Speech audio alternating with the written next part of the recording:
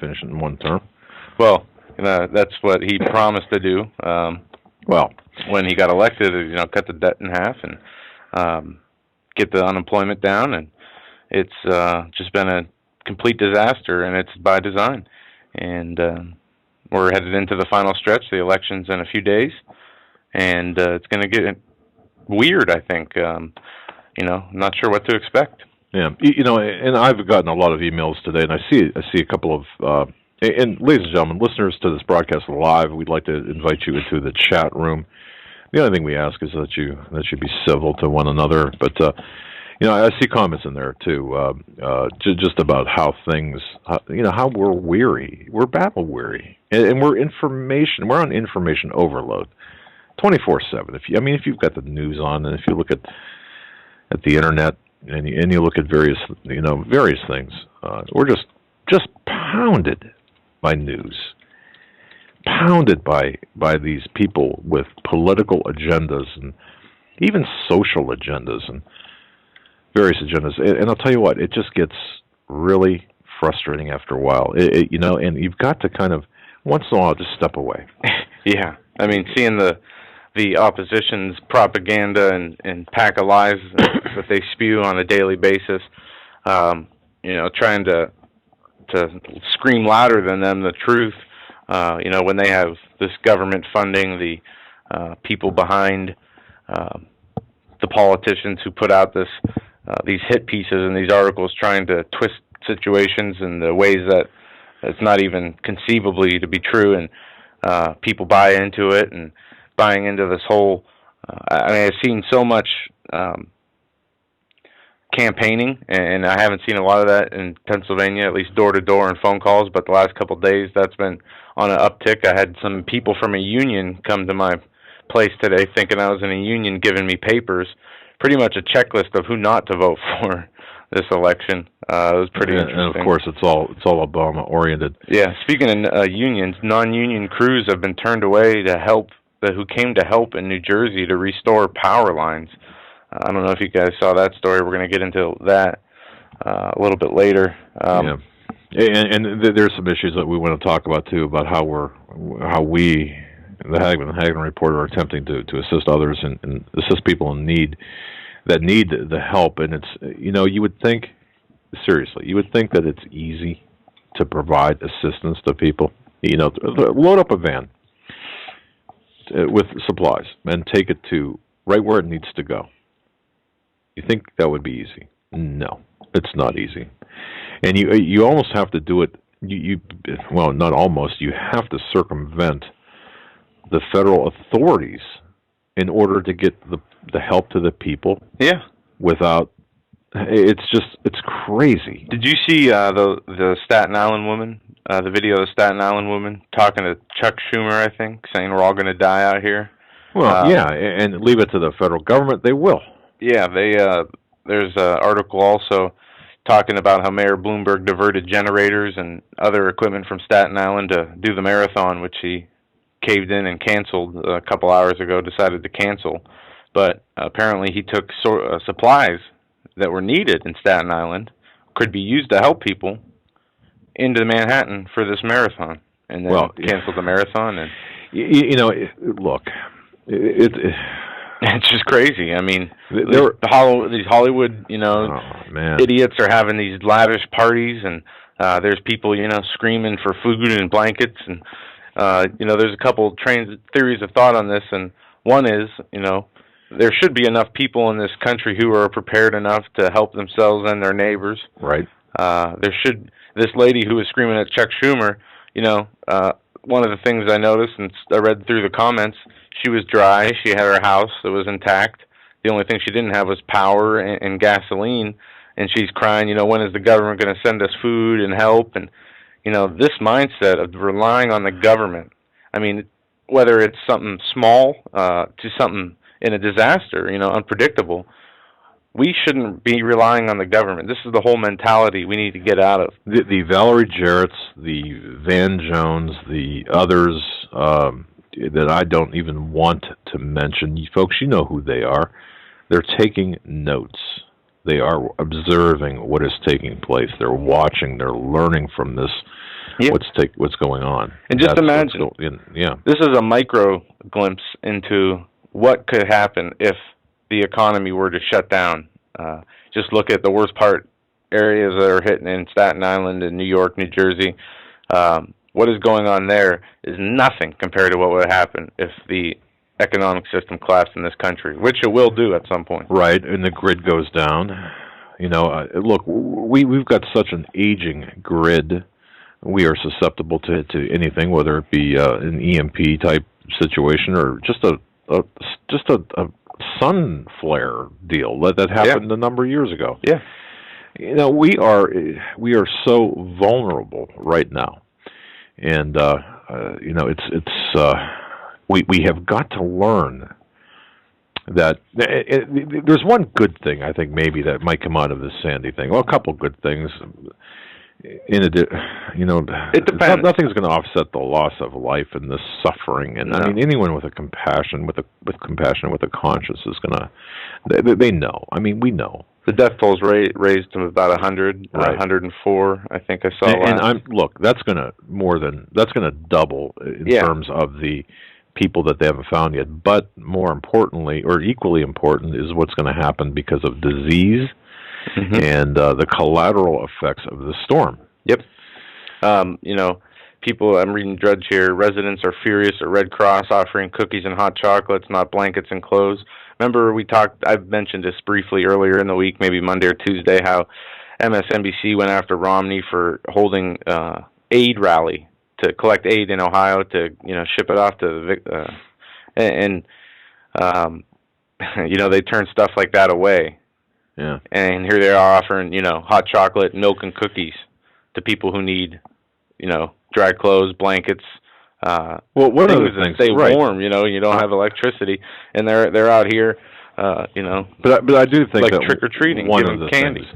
Yeah, but see, one of the things that will be the positive effect of Sandy, if people listen, if people are willing to learn from this, if you're not directly, of course, the people that are in the midst of it are learning the hard way, but people that are close to this will see that you cannot depend on federal help, no matter who's, and as we said yesterday, and I want to thank my, just a great guy, the source, intelligence source, and a very intelligent source.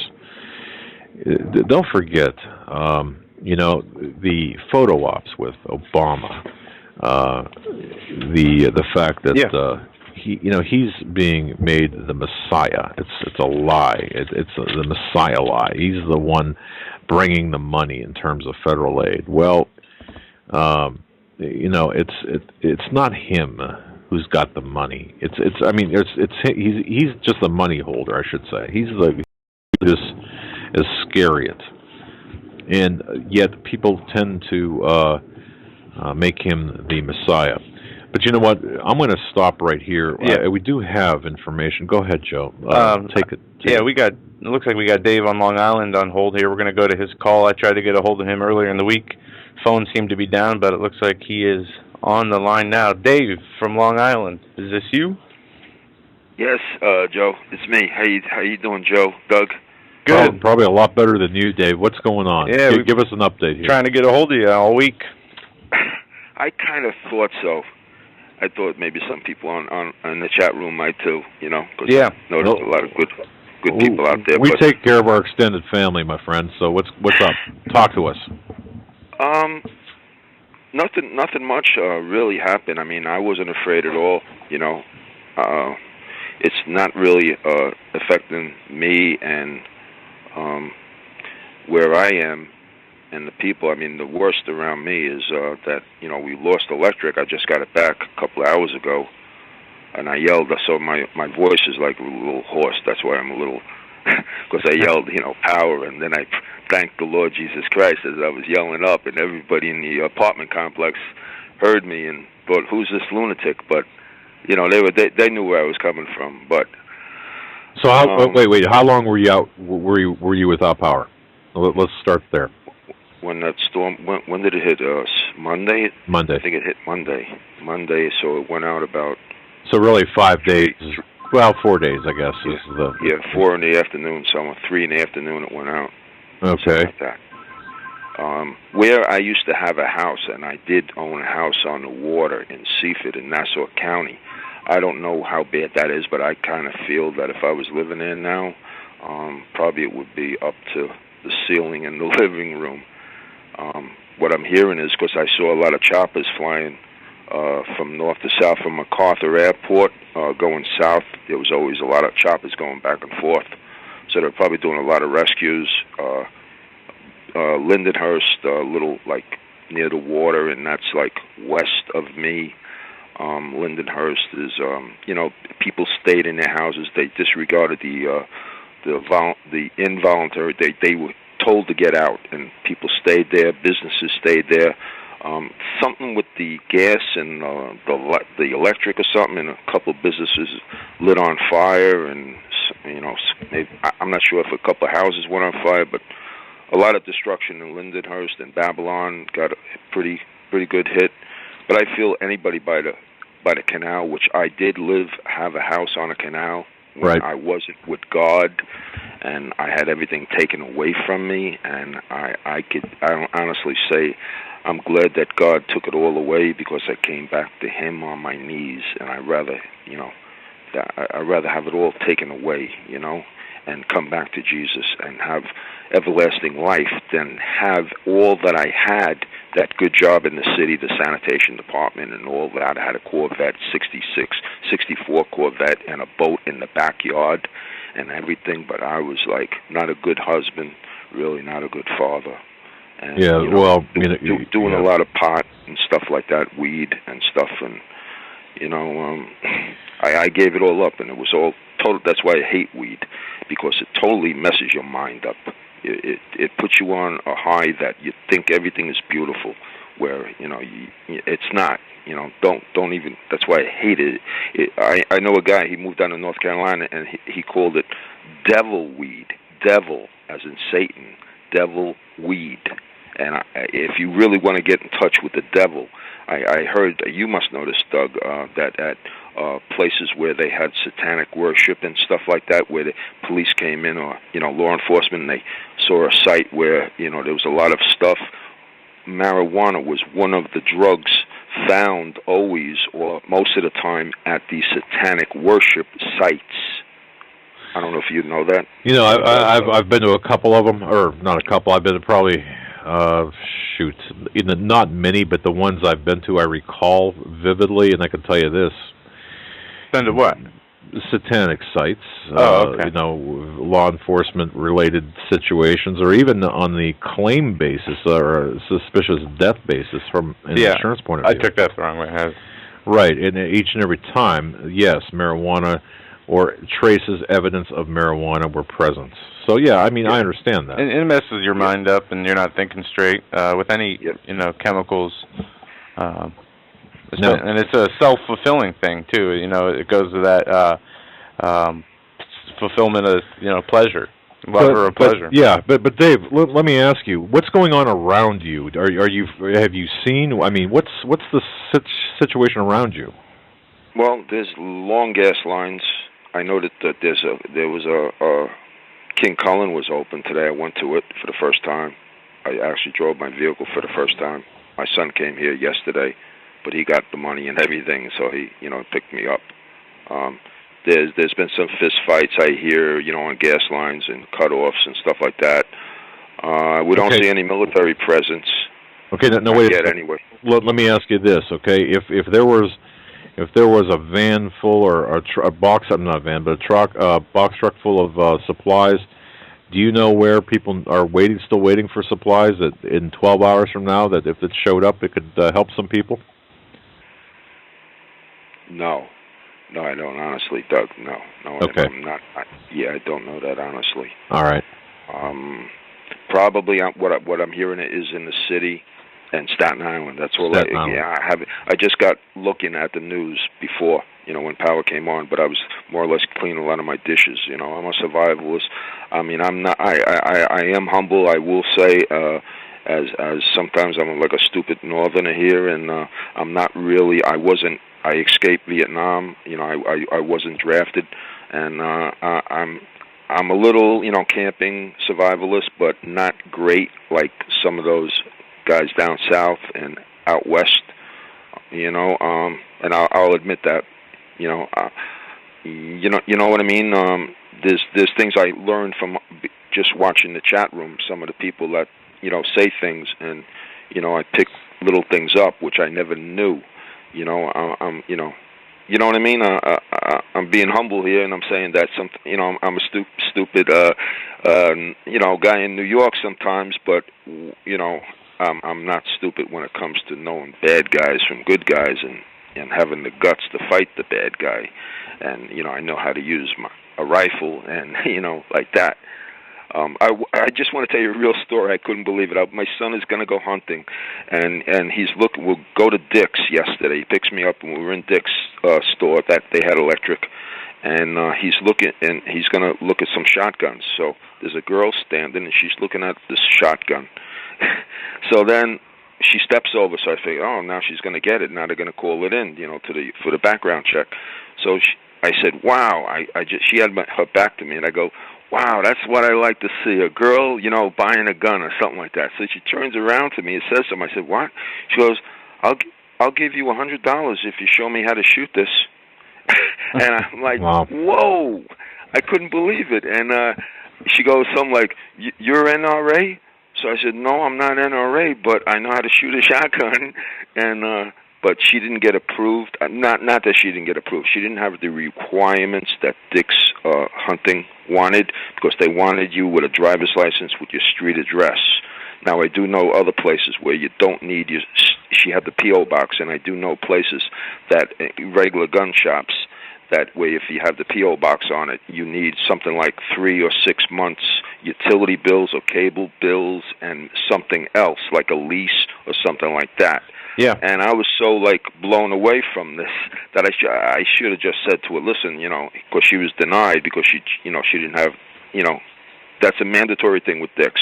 They want to have the street address, you know, on your driver's license. And I should have just said, look, what do you have? You know, I should have said, let's talk outside. But she was going to give me $100. You know, I don't, you know, and I couldn't believe it. It almost sounded like, and I'm not sure. I said to my son, he says, no, I don't think so. But he's only 23. But I said, you know, the way she sounded, it was almost like she sounded a little French. And then I was thinking of that nice French girl that calls on your show. So I'm just saying, maybe she's a little hip to the scene, and now she sees what's going on with the food and the gas, and she's. I think I heard saying that she's new to the area. And maybe she's smart and she don't know anybody. And she could have been like a daughter, you know what I mean? And I would have brought her out. Sure, I'll show you how to do it. I'll show you how to clean it and what loads to use in your environment if you're in an apartment or a house.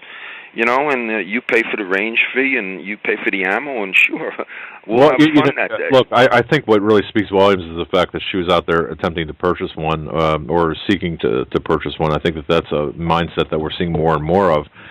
And yeah. You know, and I just heard somebody today tell me that if Obama gets reelected, they expect the costs of handguns or weapons, period, to go up quickly. There's an article today, gun sales surge in fear of Obama reelection. Yes. And you know, Obama's the biggest seller of, or biggest sales pitcher of weapons and ammo. Yeah, I know. I joked around with one of the guys. He says, man, you're going to vote for Obama, right? Because you love him. You know, and he just smiled and whatever remark he said after that, you know. But did you hear anything about, because I heard Alex Jones saying, or I don't know, somebody else maybe, I'm not sure. Somebody was saying that, oh yeah, it was Alex Jones, maybe last week or something. He's going to go after all pistols and all rifles? Well, that's something I haven't seen. Okay, yeah, this is kind of a gray area in terms of the agenda, the plans which this administration has, and what... There's a lot that can be done in that period between election and inauguration, regardless of what happens on Election Day. So they can actually, what is seemingly in the works, and I'm not sure how well this is going to be done, is to put further federal restrictions on the sales of weapons and ammunition. Now, in terms of handguns and long guns, I'm sure it'll be delineated within those restrictions. However, it's something that it's all contingent really on what happens on Election Day. Whether we get in my view, whether we get this fast track or if it's just set up for the next guy or the next regime. But look, Dave, I got to tell you this real quick because I did hear it today. These people are power hungry, and there's absolutely no limits to where. I mean, they right now are thinking we have to do what we got to do as soon as possible because we're not going to get another chance. We are not going to get another chance in power. So that's the mindset. Whether it's restrictions on guns or regardless of what the topic is, that's the mindset. Few questions, Dave. One, how's gas prices in Long Island if you're even able to get gas there? There's a lot of price gouging. Supposedly, I'm hearing, but they got the officials saying, well, we'll catch these and prosecute you and everything like that. Somebody was trying to sell $10 for a loaf of bread. There's things like that going on. There's some looting. I don't know exactly where it is, but they're saying that maybe some places on the island might not get power back until the 11th of November. Yep. And all I know is that the cold air is coming in tonight, and I don't really know where it's going to go. If the power stays off that long for a lot of the island. There is a lot of law enforcement that live on the island here. Right. You know what I mean? Right. So I don't know. A lot of law enforcement sometimes has relatives around, and they actually give guns to relatives that don't have any. And they'll say, here's something in case there's any looting. So I don't know if the National Guard would get involved doing that. I don't even, because I don't know if law enforcement would really like that happening, because they have cousins and aunts and uncles, and they want to see them protected. You know what I mean? Well, of course, yeah. I don't know where. Yeah. Well, I don't know. You live in Nassau County, right? You live in Suffolk. Okay, you're in Suffolk, so you're a little bit further down the island than. And I'm away from the coast. The one I know is the coastline did take a big, heavy hit, and there's people that are actually stranded. They did a lot of body rescues. I mean, dead bodies were recovered and stuff like that. People, in houses. So anything by the coast was really demolished and stuff like that. Yeah. People that stayed in houses. Well, so I just want to say it's good to hear from you. We, like I said, I tried to call you on Monday and Tuesday. We talked about you yesterday. And we figured you'd call once you got your power back. Yeah. There's one more question. How's the mood in your neighborhood? Yeah, I gotta ask that. What's the? Well, I'm in a 55 and older development, so everybody is happy. We all basically help each other and everything like that. It's good Christian community. That's excellent. Christian community. The only thing I didn't like was when I went into 7-Eleven today, and there was a Muslim lady. Of course, she's Muslim, and she's pregnant, and had whatever I bought, I can't remember now, and a bag of ice, before the power went on. And I bought it, and I just held it up for her to scan it, and then I knew it was $1.99, so I figured it $2, so I handed it a $2, and she didn't even give me eye contact or nothing. She looked like she didn't want to be there, or she was smelling an infidel, or smelling too many infidels, and she just took the 2, and then I just waited, and then she said, 16, and she didn't look at me again, she just said it, and then I said, 16, there you go. Or, I said, there you go, and I just put it in her hand, and I left, and she didn't even look at me. I mean, it's unbelievable, and I just got to say, like, we all go on the island here and thank heaven for 7-Eleven, and I know there's maybe some good Muslims out there or whatever, but, man, not even a hello or something like that, and you're here in America, and you're getting great business right now, making a lot of money, and, are they some of the ones that might be sending some of this money over to the terror cells over in the Mideast or whatever? It's unbelievable. Well, Dave, that attitude tells me that some of the New Yorkers are just back to normal. when we went there, that's we encountered a lot of that. Oh yeah, on a regular that's basis. standard operating procedure. That's nothing new. It's just you go into any these stores like that or hotels. Yeah, I mean, you're going to get that. Sometimes even get attitude. Well, yeah, of course. But, yeah, the last thing I just want to say is maybe I should have went down south. I'm still thinking about it. Because I got that lease till the end of the month, and I just might be going down there. I just might be getting out of here. Yeah, we thought you'd be the Beverly Hillbillies truck, down the interstate, right? I just might, they might be waiting for me, Doug. I was thinking of that. They might be waiting for me to take me out. You know what I mean? Well, one more question. Any word on elections? Has anybody said anything to you, or you heard anything in any kind of media about what they're going to do with elections? No, I haven't. Not yet. Nope. Okay. All right. Well, Dave, it's good to hear you. I appreciate you checking in with us. God bless you, my friend. God bless you.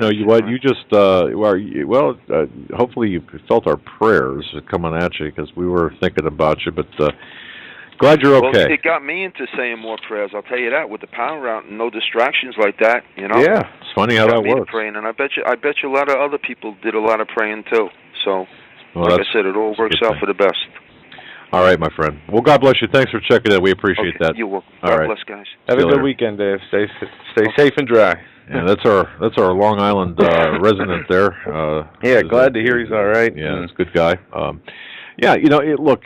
here's the thing. The fallout from this, and Dave's not at ground zero. I mean, we talked last night to a gentleman from Brooklyn, and he's closer to the really the mayhem. I spoke with a friend of the family, well, an acquaintance, I should say, who Bloomberg's idea, putting the restrictions on vehicles that were able to come in and out of the city. Well, this friend, her and her husband, rather young couple, I mean, late 20s, work in Manhattan and live in Brooklyn. Well, they could not get a cab to take them across the bridge into Brooklyn, because once into Brooklyn, this cab, although they are supposedly exempt from this 3-person occupant rule, and this is the day before yesterday, I believe it was,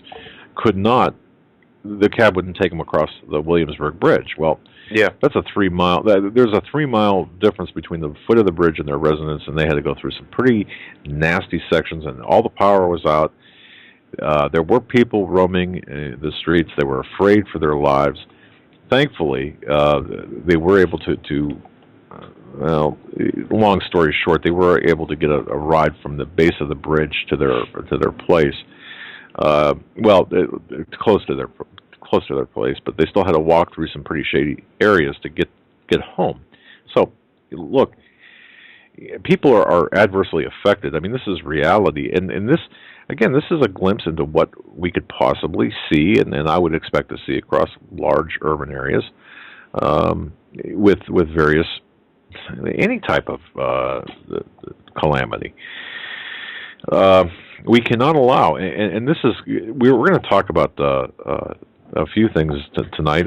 One of the things is going to be the TSA. We need to talk about the TSA.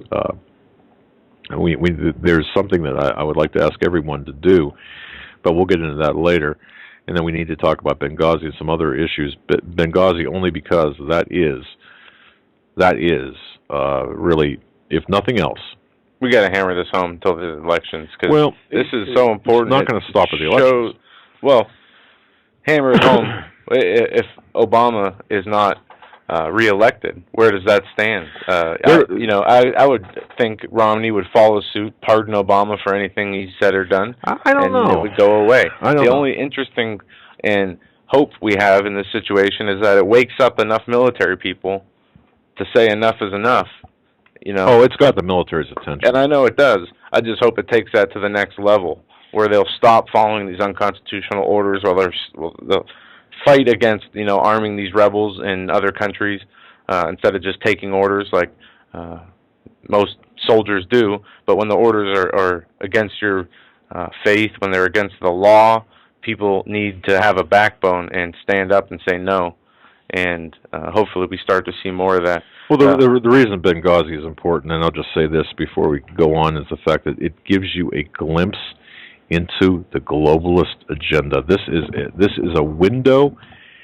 Once you pull on that thread that is Benghazi, it's about the cover-up, sure. It's about the security, sure. It's about the response time, sure. But it's also about giving the American public the ability. Yeah, I was just thinking in my head, the Chris Matthews question, is this because of Obama's race that you're hammering so hard on Benghazi? Yeah, no, this is about, the people died here, but this is about, you pull on that thread and you will expose the entire one world order, new world order, Grand Council on Foreign Relations agenda. That's how big this is. That's how important this is. That's why the fight is being taken so deeply to the streets, so nothing gets out. That's why the networks are ignoring this. Once again, it's not about a kidnapping plan gone awry to make Obama look like some savior. No. This goes to the depths, the bowels of the White House. This goes to Jarrett. This goes to... And you know what? I watched, I was telling you, the Henry Kissinger documentary I watched today about him being a war criminal. And the same things were happening through a span of 3 to 4 administrations he was a part of there, whether it was the Johnson to Nixon to Ford.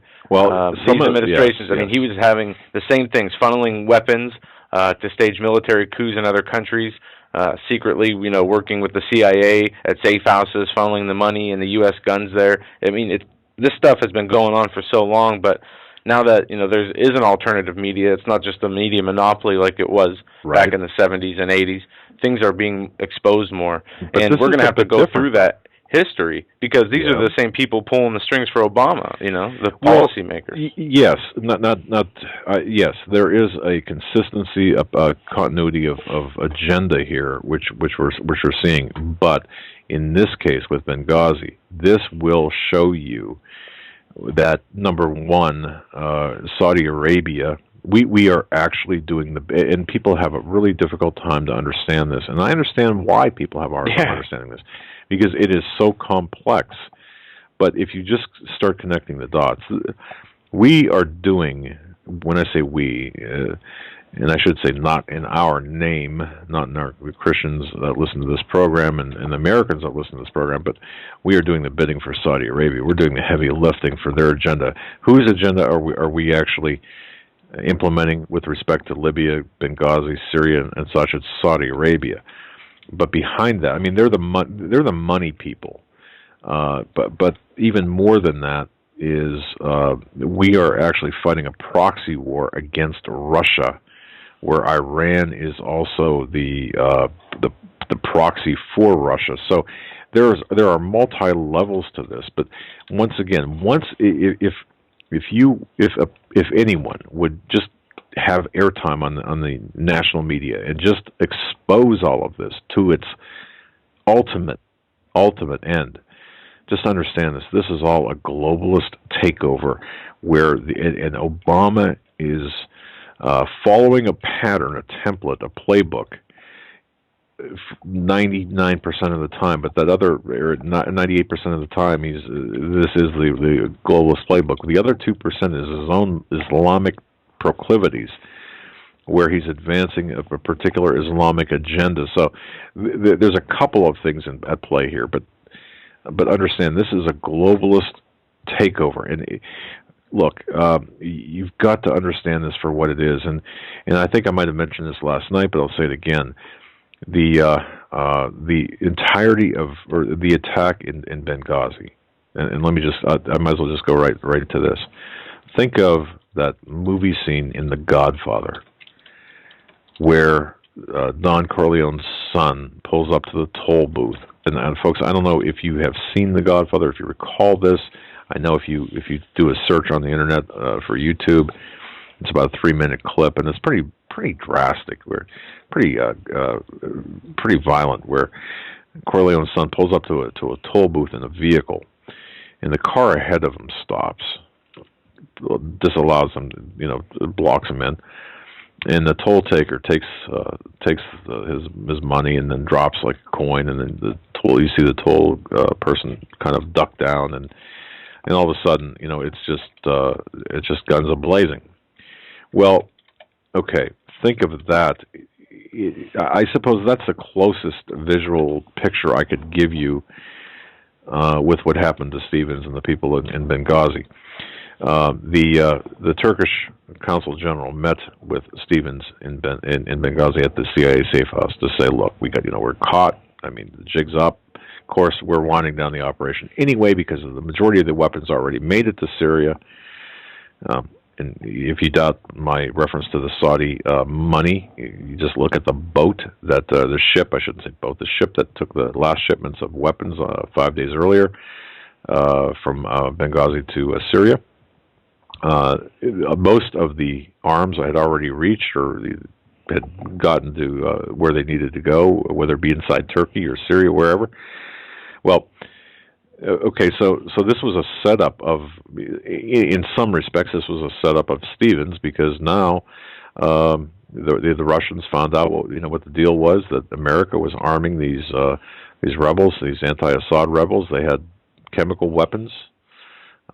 There's overhead or satellite images, surveillance images, whatever you want to call them, were showing the anti-Assad rebels being helped by U.S. forces, U.S.-backed forces, load these chemical weapons onto into these missiles, and so we were caught. We were caught at that point in Turkey. Now, Turkey was caught in the middle, and Turkey was accommodating Obama. Don't forget. Who has Obama's been calling who almost every day? The head of Turkey, the president of Turkey. Yeah, Rick Wilds had a guest on yesterday. Claire Lopez. To the show. Yeah, Claire Lopez. They mentioned you. And now she's okay. I've got information about Claire Lopez where she's good. I mean, she's giving a lot of information that's accurate. Listen to the whole interview, just the beginning. But she's tempering a lot of it based on intelligence. She's not going as far as the story is right now. Yeah. And that's by her own temperance, which is fine. No, but Rick made a really good point. Going back to the Osama bin Laden raid and, the leaks to get the film produced the hero film, while the Navy SEALs wanted to write a book and wanted to make a film, and they were denied. And I go back to that Joseph Goebbels documentary I watched about propaganda, and Rick first said, this is an attempt to make money through Hollywood industry and capitalize on the film itself. But the way I looked at it, and he did start to get into this is 100% pure propaganda film to be put out there, because it's completely a lie. You're talking about the 85 million homes that are going to see it this weekend, or it's going to be pumped into this weekend? Is it really? Yeah. About the SEALs, you mean? Yeah. Oh, yeah. This is a propaganda film. I mean, this is like what Nazi Germany used to do. Right, they would make these films that were based on lies. They would, get it to everyone they possibly could, and they would, pump this stuff full while shutting down and censoring the opposition. Well, and there you have it. And look, the film that's coming out, or even the movie about the Bin Laden raid, the compound there, people need to understand this. Obama spiked the football, and he provided all sorts of classified information that normally, he compromised a lot of things in the zeal to spike the football with respect to the Bin Laden situation. Well, wouldn't it serve at least the purpose of America, or serve the truth for him to just release the documentation that's really not even classified anymore with respect to Benghazi? Of course it would, but why isn't he doing it? Because the second he does it, it's about the cover-up. But what are we covering up? What's being covered up? I'll tell you what's being covered up. It's not just the security aspects. It's not intelligence failures. We're not covering that up. You're covering up a policy, a plan, an agenda to reshape the Middle East, to actually engage Russia This is what you're covering up the plans for World War III. Yep, and that is the key. That is the heart of the matter. And this little, I say little situation in Benghazi, I don't want to take away from the... Not even, no. Well, I'm just saying huge. This one small situation in Benghazi has exposed, really, the intent of our government and of Obama working with the most Islamic, caliphate-wanting governments, overthrowing governments that won't go along with it. We see it now in these reports, U.S.-backed terrorists, mass murder. These are al-Qaeda mass murdering civilians, women and children in Syria, blaming it on the Assad regime to try to continue their, UN humanitarian effort to overthrow Assad, or that's what the let me just say one thing. How many people are dead because of the American operation in Benghazi, or even greater Libya? Not Libyans. I'm not talking about Libyans. How many people are dead because of what we were doing? I don't know. I've seen numbers from just Syria alone, from 15 to 30,000. 40,000 people. It's not 4 people that are dead. It's 40,000. And the majority of those are from probably our fighters and the people we've backed. Not from the Gaddafi. Gaddafi wasn't out killing people. Gaddafi was defending himself against these radical al-Qaeda Islamic forces. Same thing with Assad. He's defending his country and his government against an Arab, Middle Eastern, radical Islam al-Qaeda uprising being funded by our government. Now you've got it. Now, see, and it's spreading to Turkey. They're sending people from who fought against Americans in Iraq and Afghanistan. They're sending Afghanistans now. I just saw this on Russia Today. Afghanistans are going through Turkey into Syria to help the Syrian opposition. You got people, these militants are traveling from country to country to country. We are arming them, we're training them. It's our it's not our policy. America, it's a hijack. We've gone off the rails here. Yep. With respect to this. Understand this, ladies and gentlemen. This is the most important, this is perhaps the one and only time where the entire operation can be exposed for what it is. Yep, overthrowing secular governments. Big, yes, it is big. Radical Islamic governments, just like I mentioned earlier. Islamic protests in Cairo calls for Islamic law. More than 1,000 Islamists rallied in Cairo on Friday and called for the implementation of Sharia Islamic law, highlighting division in society as rival factions jostle to shape the new Egypt. And we have the same thing happening in Libya and in Tunisia and in Syria, and it's going to continue to spread until the Obama administration gets what they want. And I see, if Mitt Romney gets in, I don't see much of a change in foreign policy. He's willing to arm the rebels. Well, look, I understand that, but that at least there is a natural tendency when there's a change like this. Look, a lot of things could happen. We know what Obama is intent to do, and that's reshape the Middle East on behalf of Saudi Arabia. We know that. We know Obama is beholden to Saudi Arabia. Is Romney? We don't know that. Okay, not yet. There will be a tendency but people in his administration, people he says, he's looking at for cabinet positions definitely are. You look at the Bush regime. They're deeply one of the most heavily involved Saudi Arabian administrations ever. And I've got absolutely, and let me say this on record, just to be clear, I've got absolutely, positively, no love for George W. or any George Bush. I've got no love for them. It's refreshing to hear that. Okay, but we're in a different time now. Now things are becoming. See, this is why it's so important for people to get the Benghazi story correct. It is so important for people. It's not. I don't think this is one of the few articles I wrote on HomelandSecurityUS.com. Actually, trying to really. I was actually kind of. Going after some misinformation and public calling people out, saying, "Look, this is not the story," because it's not the story. It's not. What is the story? This is a global change. This is a globalist agenda, the CFR level. This is what this is. This is nothing less than that. And once this is exposed, then we've got the opportunity. Once everyone across this country starts to understand. And says, wait a minute. This is not just about 4 people, 4 deaths. Although And think about this, folks. What if an ambassador was not one of the men that were murdered? That this might have never been on anybody's radar. Yeah. That's how that. So did Stevens die in vain? Was his death in vain? I don't think so. Look, God has plans.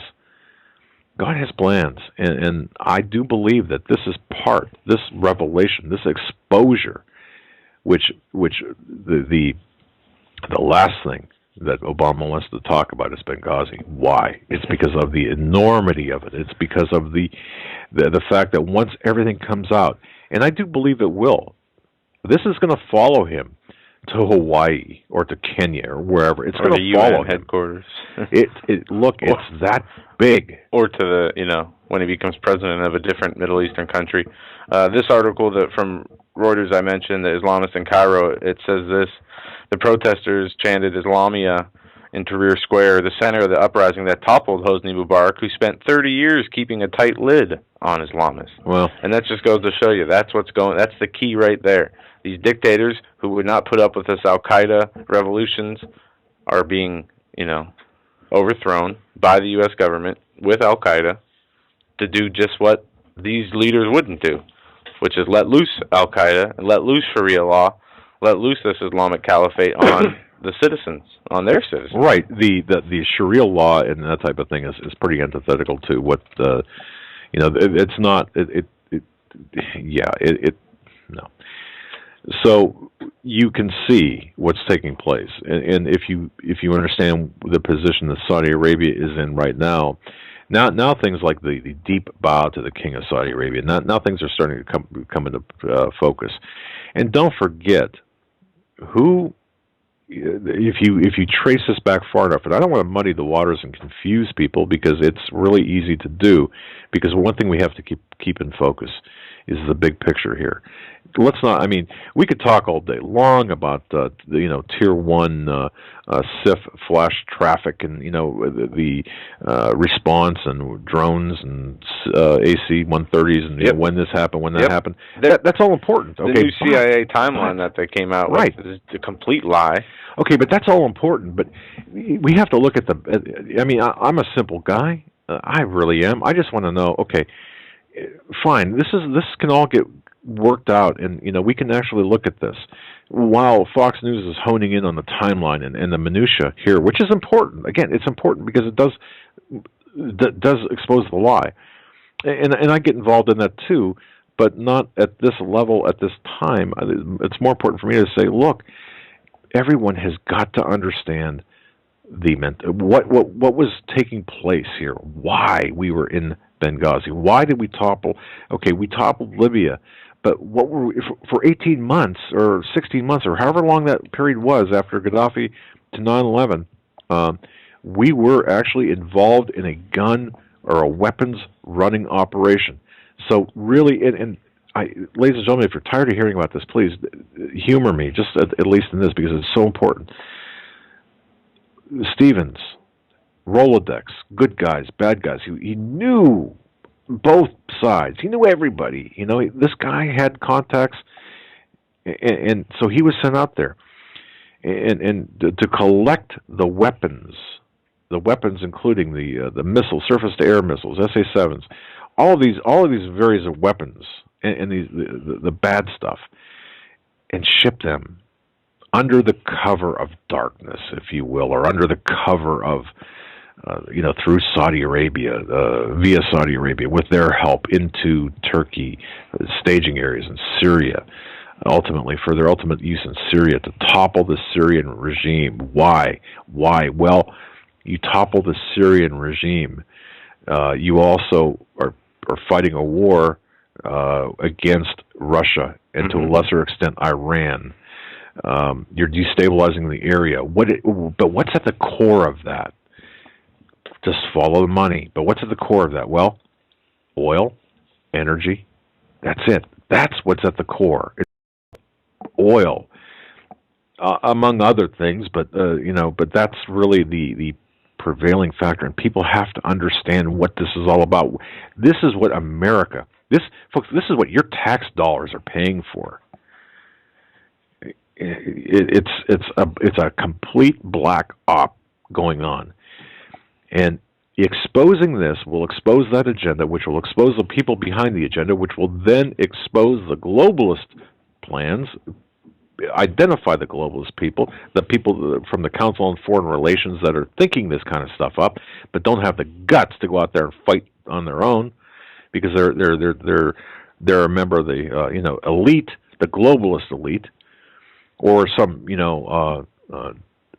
transgendered guy over there in the royal family doesn't have the literally and figuratively doesn't have the cojones to go out there and fight.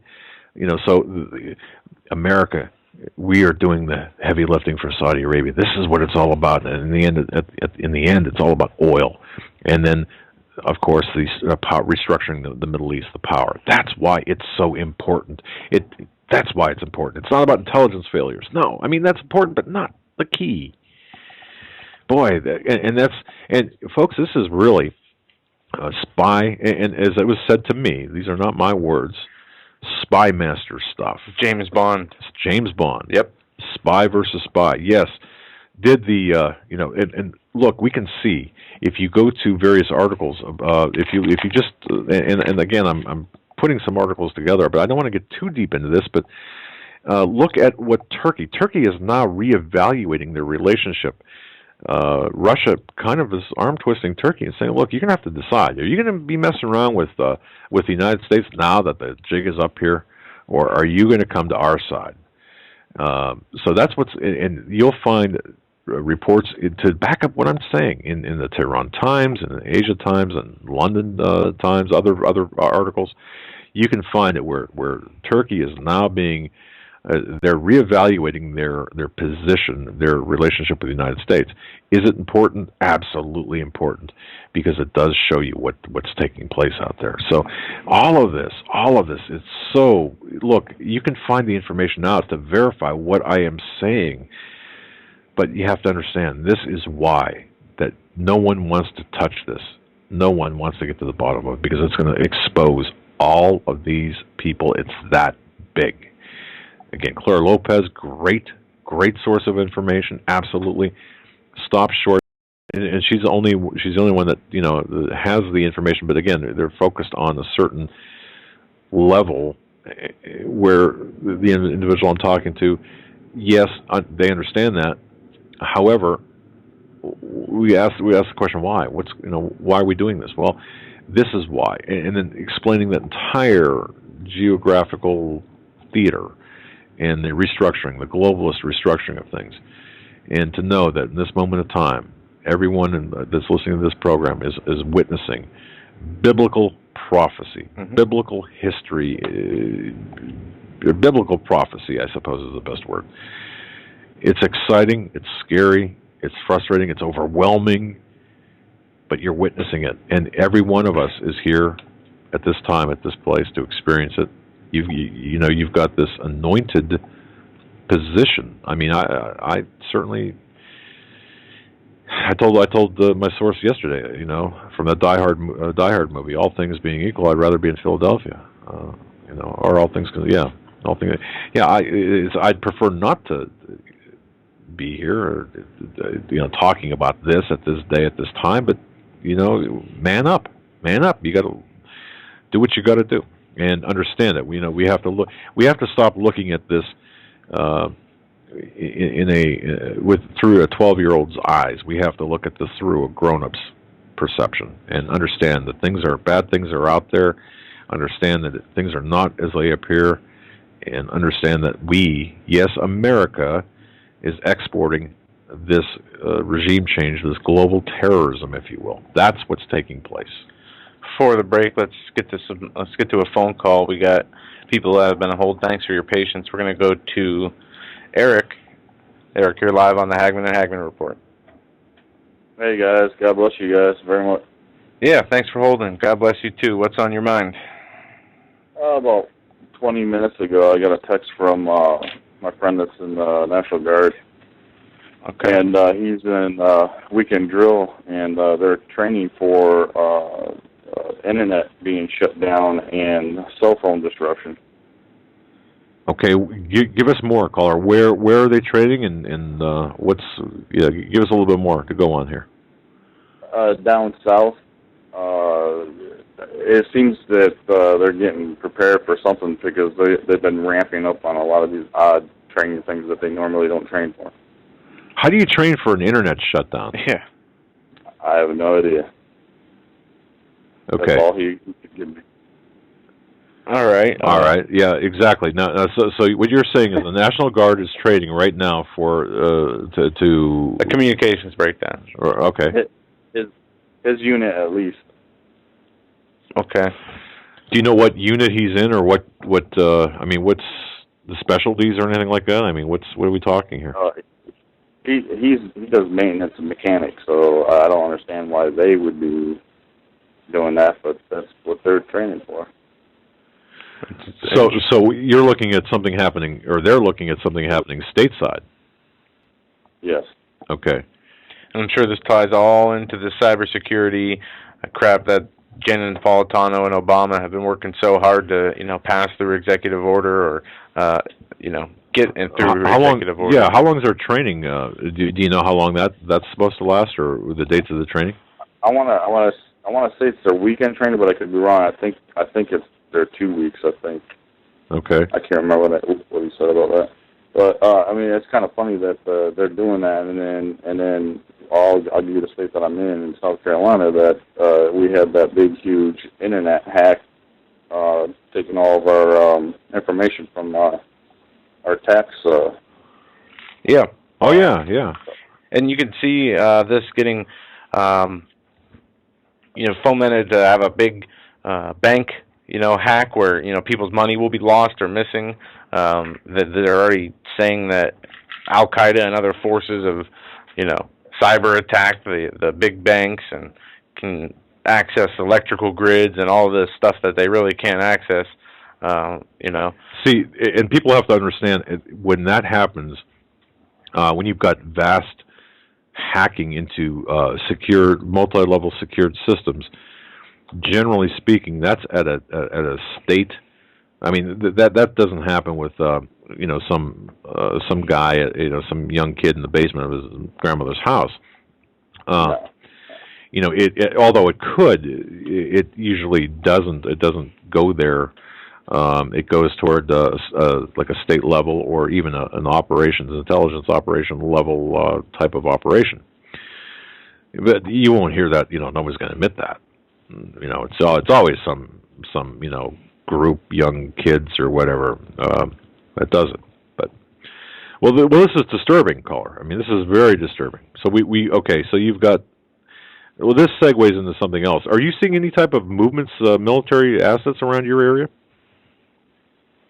I haven't seen it. Well, actually, let me take that back. I've seen a lot more military aircraft here lately that I've never seen down here. I've been down here for about 14 years, and I've never seen this much activity as far as military aircraft. I've been seeing a lot of that. All right, good. I'm okay, because that does tie in with there's a DHS installation in Allegheny County near Butler County, Pennsylvania, where for the last, I'll say 3 years since it was built, it was just an unoccupied series of buildings, structures, airfield. Well, now, effective here within the last 72 hours, it has become fully staffed and operational, and aircraft are coming in and out, cars are coming in and out. It's gone hot. It's gone operational. So the question is, well, go ahead. Here's the funny thing too is we have the Donaldson Center, which is like an Air National Guard place, along with Lockheed Martin and all that stuff. That's not too far from here. And like I said, even them, I haven't even seen that much activity. Are they gearing up for something to protect that area, or what? Well, based on your report and other reports I'm getting, and we're getting here collectively, I have a feeling that, it sounds like every place that we've talked to, or every source that we've talked to about different locations, they are staffing, they're gearing up right now. They're They're putting people in place. They're putting assets in place. So there's something going on here. The story, whether it's this was a hoax call or not, people have been chatting about this in the chat room all night since we started the show. 1,700 signs labeled under martial law delivered to highway departments in somewhere near the New Madrid fault line in southern part of the country. One, I have a question. There's no pictures.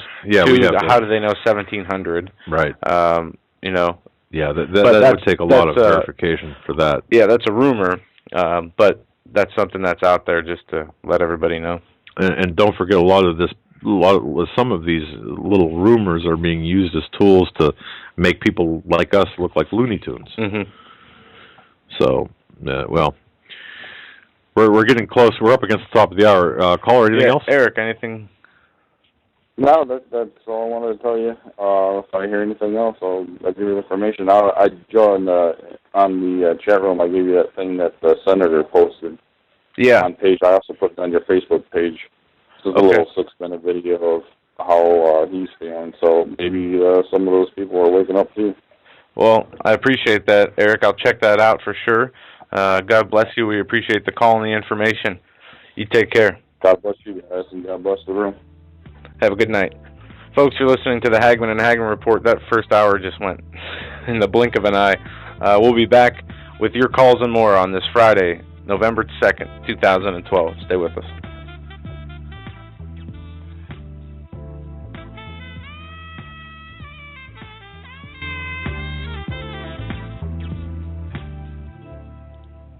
Hi folks, Doug Hagmann here. You might know me as the co-host from the Hagmann and Hagmann Report, or as a frequent guest on Coast to Coast AM with George Norrie. If you're like me, you're tired and confused over today's headlines. You just don't know where to turn for accurate, concise information about really what's going on, what's truly going on in today's society. If you don't know where to turn for accurate, well-researched, and properly vetted news, I've got a suggestion. In fact, it's a requirement. Bookmark Canada Free Press. That's CanadaFreePress.com on the internet. It's just not for Canada. It's for news across the world. Judy McLeod, founding editor, has put together a vast array of talented writers like Kelly O'Connell, Daniel Greenfield, Dr. Eileen Johnson-Powell, a lot of guest columnists, very talented writers. Folks, that's Canada Free Press at CanadaFreePress.com. Now mobile friendly. Follow on Facebook, because without America, there is no free world. Survival of the fittest. In any and all situations, survival is your #1 priority. That requires being tough and thinking smart. And the folks at Freeze Dry Guy are going to help you do just that. They have the long-range patrol ration entrees, what they call the Brick Pack. When you're in survival mode, it is absolutely the best item for your survival pack or bug-out bag.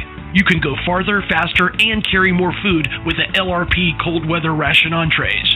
Not only do these long-lasting, durable entrees help sustain you or your family through the harshest environment or situation, they are by far the most delicious of their kind. No contest. With a variety of tasty entrees, you can't beat the LRP Brick Packs. Let Freeze Dry Guy help you in your survival situations. Go to freezedryguy.com. That's freezedryguy.com, or call 866-404-3663. That's 866-404-FOOD. Friends, I want to tell you about a product that's Nootropic Mind Power dietary supplement. That's Nootropic Mind Power dietary supplement. You can get it at mindregard.com. That's mindregard.com. Go to HomelandSecurityUS.com, click on the banner for mindregard.com, and they will give you 10% off if you tell them you heard it here. We're proud to be a sponsor of this product. It's a cognitive enhancement. It's a supplement. It's specifically blended to assist in memory, mental focus, mental acuity, and a healthy sustainment of cognitive functions. Is something everybody, especially right now, with all the plastering of headlines and news, we need this. We need to be sharp. We need to be focused. We need that extra boost that this gives you. It gives it to me. I'll tell you, I can see a difference. I have given this out to friends who have seen a difference, and they're reordering this dietary supplement. So I'll tell you what, even if they weren't sponsors of ours, I would definitely endorse and be taking MindRegard, nootropic mind power. Again, mindregard.com. That's mindregard.com. Tell them Doug and Joe sent you. You better wake up fast and listen to this, America. The Obama campaign has launched attack squads disguised as truth teams dedicated to intimidating and silencing all political dissent carried over the internet that criticizes the Marxist Obama. Truth squads specifically focused on covering up Obama's endless trail of lies, corruption, and subversion, and using the Gestapo power of our own government to police and censor the internet and shut down websites that dare to carry the real truth about Obama's Marxist coup. Remember the names of these Gestapo-style agencies at work right there in your neighborhood. KeepingHisWord.com, KeepingGOPHonest.com, and AttackWatch.com. KGB, SS, and Gestapo-style police-state gangster organizations at work to silence the important voices of patriot dissent, some of which have already been shut down by Obama's orders. Adolf Hitler would have been proud. We're the 21st century Tea Party patriots.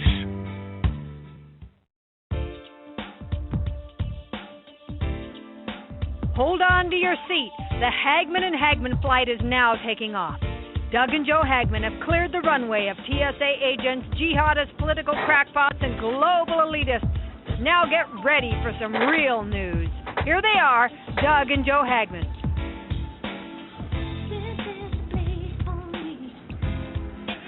And welcome back, ladies and gentlemen, to hour number 2 of the Hagmann and Hagmann Report, this November 2nd, 2012, Friday edition. Give us a call at 661-244-9839. We'd like to hear what you have to say on anything we're talking about or not talking about. Yeah, if you have something else on your mind or something that we haven't covered or we should be covering, let us know. This is your show as much as it is ours. This is a show where we don't make fun of people, we don't talk over people, unless, of course, you're being really rude. Then, you got to push us quite hard to do that. Yeah. I'm going to hit this news piece, and we're going to go to, I think, Jeff in Massachusetts. Texas woman forced to cover up Vote the Bible shirt in order to cast her ballot. A Texas woman claims that a polling place forced her to cover up her Vote the Bible shirt she was wearing, or she would not be allowed to vote. Texas Values is representing Kay Hill after Williamson County election workers told her that the shirt was deemed offensive. You know what? Look, I'll tell you what I'm going to do. I am going to wear, when I go vote, that very shirt. Okay, I'll continue on here because this is the argument. The shirt was deemed offensive and that she either needed to change her shirt or cover up the words in order to cast her vote at the Taylor City Hall on October 24th. This is obviously a religious free expression, and no one should be put in a position of having to choose religious freedom over deciding to vote, the president of Texas Values told KTBC-TV. Hill eventually complied with the election workers and covered up the words in order to vote. Williamson County officials say Hill's shirt violated electioneering laws. Electioneering or loitering within 100 feet of the entrance to the polling place or inside the polling place is not allowed. Connie Watson, Public Affairs Director for Williamson County, told KTBC. Look, I can understand if this person's wearing a sandwich board saying Romney or Obama, right. or That's the heart of the issue here. It wasn't supporting a candidate or opposing a candidate or a political party or political measure. So I suppose we have a little bit of exposure here. Yes. So what can we deduce from this, aside from the obvious that I suppose we can deduce that this is not a law. Obviously, the Bible is not on the ballot. No measures about this, but this is one person's. I would say, okay, here's my shirt. You tell me who I'm voting for. Who am I voting for? Yeah, get out of my. First of all, number one, get out of my way. Yeah. All right. No, you want. Yeah. Look, I can't wait. This is what I'm going to do. Tuesday, I'll have to find a shirt like that or make one or whatever. Yeah. And I'll tell you what. You get out of my way. Do not stop me from voting. I mean, this was happening in Texas too. And we live in Pennsylvania, much stricter state, I would think, than Texas. But I wonder if you can bail me out in time for the show Tuesday night. I'm sure we could do that. But this just goes to show, if a T-shirt saying "Vote the Bible" is offensive to somebody, then don't look at the shirt. It's that simple. There's laws in place to protect speech that is not popular.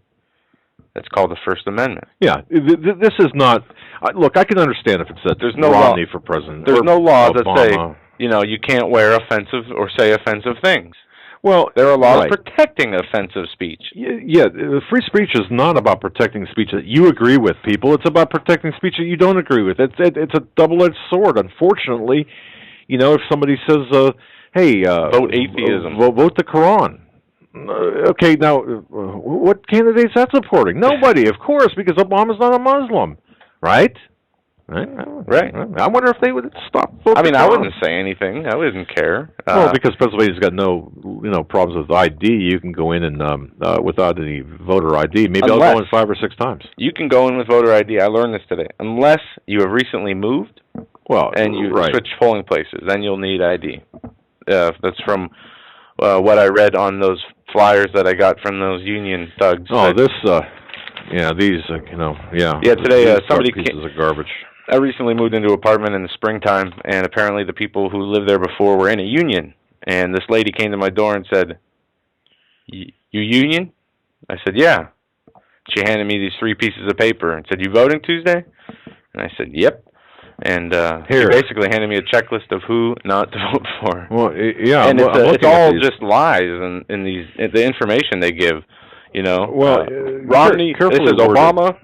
Obama wants jobs in America. Romney wants jobs overseas. Well, he might want jobs overseas, but Obama wants jobs overseas, as we've seen him send tons of jobs overseas. This is such a tremendous waste of good paper. Yeah, especially when you know that the people who are set on voting for Obama, you're not going to change anyone's mind, really. Anyone who is undecided right now is either a moron or they're a liar, in my view. Really, seriously, are you serious? Well, it's one thing if you're undecided about voting for, if you're going to vote for Romney or Obama. It's another thing if you're undecided if you even want to participate in the election at all. Well, I understand that. I just want to make that clear. I'm talking about if you given the choice right now, given the choice between Obama and Romney, if you had to make a choice today, and you say, "Well, geez, I don't know." Come on, are you serious? I mean, that's why some of these polls, don't believe any polls. Please, don't believe any polls because they're all skewed. They're being used as tools of propaganda on both sides. And the information we have, collectively, Joe and I have, about this election, they're planning. The people who are in power right now are planning, regardless of how this turns out, to make this, how can I put this, more than a one-day event. Take that for what it's worth at this point. I'm trying to figure out how we can really... We're going to go to the phones here. 617. I think this is Jeff. You're on the air with the Hagmann and Hagmann Report. Yes, guys. How's it going? Hey, Jeff. What's on your mind, my friend? Yeah. Oh, lots of stuff. Well. First off, as far as the storm in New York, that made me so angry when I heard on mainstream radio that unions actually blocked people from Alabama from coming into the city to help the people out. That really bothered me because it's like the Daffy Duck cartoon. You know the Daffy Duck cartoon when Daffy Duck has the money, he goes, "All mine, mine, mine." These liberals are communists. They are not do-gooders. a lot of these union people are thugs. If they were in a communist country, they would beat the living tar out of anybody in their way to make money. And we are like 2 to 3 degrees of separation away from becoming a total communist country. And then I'm thinking in Boston, where I work at. I mean, Boston's on an earthquake fault. What would happen if my city had an earthquake? And I was thinking scrap metal. What if I wanted to help out and collect scrap metal to help the victims if something happens in Boston? Would the unions block that? I mean, these are thoughts that are going through my mind because I'm telling you something. This country is really heading for hardcore communism, and what if we have an EMP attack? I mean, people are not prepared. When we had this storm up here, the power went out. I had water, I had food, I had a flashlight, I had candles.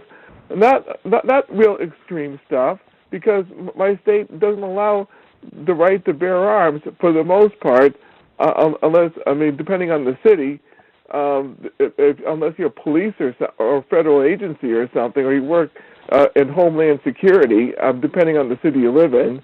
Some cities are a little bit more loose than others, but Chelsea, my city, is pretty tough on that. But just basic provisions like having a mountain bike, having extra stuff. I mean, people are just not prepared, and the Northeast is known for people depending on government. I mean, I'm not. When I was watching New York, I'm not surprised that this stuff has happened. But guys, I'll let you go and have a good weekend. Thanks, Jeff. Yeah, as always, right to the point. Bada bing, bada bang. Good stuff. Yeah, and what Jeff's referring to here is New Jersey kicks out Sandy volunteers because they are not unionized. Utility workers from across the U.S. are descending on the northeastern states left ravaged by Sandy, but some volunteers are making the track because they are told they.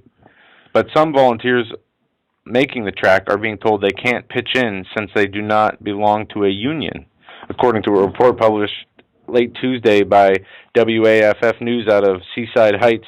Crews coming to assist all the way from Alabama, Decatur, utilities were turned away because they aren't unionized, despite making the 800-mile jaunt to lend a hand. And, that goes back to Obama saying we're not going to be bogged down by red tape and orders that are going to... Well, this is just I would appreciate that. We're not going to be bogged down by red tape, because there are people. Let's cut through the red tape, get the help to the people that need it, and that's what we have been. Yeah, but okay, but they are. Yes. It's like they're creating more red tape, right? And it's just so frustrating to watch and listen to. People say, "Oh, look at how presidential Obama is in this storm," and riding around with Chris Christie, and this is the leader we need. Look at Bloomberg come out and say, I'm voting for Obama, and Sandy's the reason why I decided to vote for him, because he is the president we need who can lead us, for climate change. And it's just all a big lie. I mean... Yeah, I just... Talking about the storm, I just want to let you know, what's the death count right now? You said 90? It's like at 104. Okay. And I expect it to go so far at least maybe 500 to 500. That's right. Well over 500. Yeah. They say they're finding bodies left and right. Yeah. There's still areas they haven't got to. All those fires in all these different residential areas across the 5 boroughs and into New Jersey. Right. You're talking one part at 80 homes destroyed. And I was talking with somebody who was listening to the scanner, the police scanner, and the dispatcher's crying. I can hear people screaming. They can't get to the people in the fire. I don't even know if they've got to those areas yet to see the body count in there. Yes. That was 80 homes in Queens, I think. Yeah, this is not going to be good. Again, this is a window. Folks who are listening to this comfortably in your own homes or driving in your cars right now, if you're listening to this program, understand this. Look at this and understand this is a window. This gives you a glimpse of what can happen. Let's all learn from this. And as we attempt here at the Hagmann and Hagmann Report at this level, as we attempt to assist as best we can with people in need, cutting through, circumventing the feds, and trying to get help to people, specifically on Staten Island, and some people in the southeast portion of Pennsylvania, around Philadelphia. As we do this, just understand that we should learn from this. We should look at this as an exercise and to view into the potential future here, because this is. If you're not helping, fine. Let's learn from it. Or if you are helping, still, let's learn from it. Regardless of which, however, let's learn from this. Another story here on the voting: active service members upset over removal from voting rolls. Local service members who have spent years serving the country are discovering this fall that they aren't allowed to vote in the presidential election. Valerico resident and Navy chaplain Peter Carrig, who has been abroad for 5 years, tells 10 News he feels cheated by the system that removed him from the rolls. Florida state law requires county supervisors of election offices to perform regular maintenance on its voter rolls to eliminate voters who have been convicted of felonies, moved out of the country, or who have died. Voters who missed 2 consecutive general elections, 2010 and 2008 for instance, are mailed a letter to their residents warning them that they will be removed from the rolls, but since the post office only forwards mail for 6 months, this gentleman never got it. At Protect Your Vote campaign is an effort to investigate allegations and prevent voter influence and other improprieties at the polls. This Carrig is one of about 30 active and reserve service members who have contacted Hillsborough Supervisor of Elections office about the discovery, but October 8th was the last day the law allows for a voter to register for the general election.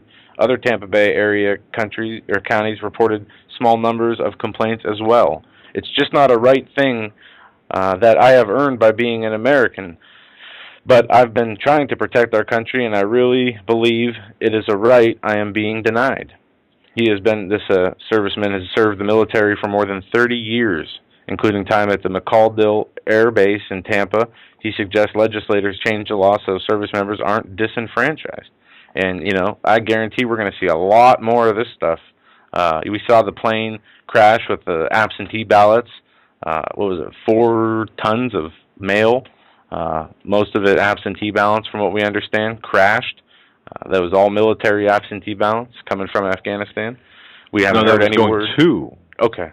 So they could have easily I haven't seen any articles or any news that says they're, resending the ballots. Hopefully they are. Nobody, American abroad or at home, should be denied the right to vote unless, they have broken, the laws, whatever, Right. I saw today a murderer who is in a mental hospital in North Carolina was able to cast his vote today, or yesterday, for whoever he voted for. Probably, I can guess, but they're talking of concerns raised over exploitation of mentally disabled voters as people who have never voted before. This 57-year-old mentally disabled Jimmy Green's stepdaughter. Green says she doesn't understand the concept of casting a ballot, but this week she called her parents to say that she had voted for President Obama. The care home in Fayetteville, where she lives, registered its residents to vote and drove them to the polls. So they're taking people, mental institutions, registering these people to vote and taking them to the polls. Well, unreal. And folks, we are what now? How many? 4 days from probably the most historic election in the history of this country. But don't think. I mean, it's historic, absolutely. But this country is so deeply divided. Don't think for a moment that Romney is going to get in there and save the day. That's not going to happen. There's too many things, too many other things taking place at so many other levels. Now that said, I think the time that you and we need to be concerned about for our personal safety, for our personal family safety. Yes, the day after the election, the day of the election, the day after the election. I do suspect you're going to see some subtle. I don't believe you're going to see, and I might be wrong on this, but I don't believe you're going to see what took place in 2008 with the Black Panthers, actually, with billy clubs. I think they have refined their techniques. This is what I'm hearing. But here's the problem that I'm seeing as well. To me, based on the information we're getting about the mobilization of Department of Homeland Security assets, equipment, personnel, they're expecting violence one way or another. Mm-hmm. Now, you got the military taking over the elections in New Jersey. Well, okay, that's for cause, reportedly, for the storm. However, what we're seeing, what we're getting right now is Nepal under the orders of Napolitano, the Department of Homeland Security they are pre-positioning, and I suppose for lack of a better term, deputizing, making federal assets out of normally state law enforcement officers. Yeah, extending their law enforcement powers. And they're also expecting unrest, civil unrest. Now, what I can't get through my head, what would happen if Obama wins? Where are they expecting the unrest from? From the Bible clinging, and I'm using that from Obama's, or gun-toting people? That's not going to happen. That's not going to happen. So, I mean, there might be nonviolent, protests, with people walking around with signs in the street. Anything like stuff we saw with the Tea Party rallies. So this is where I'm having this problem, because my one source is telling me to expect violence regardless, even if Obama wins, to expect violence. Well, I don't understand that. I can understand it under one way. The what do they call it? Provocateurs. Well, something along those lines to are show how the radical right wing is. And listeners, help me out with this. Okay, so could Joe be correct in this? I mean, or are there truly talks about people? Maybe some far right wing groups, or I don't know. People is there chat? I haven't seen any reports of chatter saying we're going to riot if Obama wins. I've seen tons of reports saying we're going to riot if Obama loses. So where is that coming from? Well, am I just getting hosed? No, I'm not. Really, I'm not, because I've known this guy for a long time. And I understand, because he is as confused with respect to this information as I am, because this information a lot of this stuff has been cut off over the last 4 months, 5 months. But so if Obama wins, could there be this? Perhaps some expeditious. Maybe the Green Party will riot. Yeah. No, I'm having trouble with this. I'm trying to fit this, and I'm not seeing it. And folks, maybe, like I said, maybe you folks can see this. I don't know. And I'm not. Look, I'm not making this up. I'm not. And you can. Person in chat mentioned this. James said a military coup. That might not be out of what we're seeing with Benghazi. Okay, well, but how would that? It's an interesting theory. I mean, something we have to take a look at. And Well, but realistically, though, that would be. What would the DHS do in that case? They would fire on the military without a doubt. Well, I don't know. Would they? Well, I know. The one thing that my source told me was the upper echelon. Okay, Napolitano was squarely a robot for Obama, for Jarrett, for Axelrod, and for all of the people, the power players right now in D.C.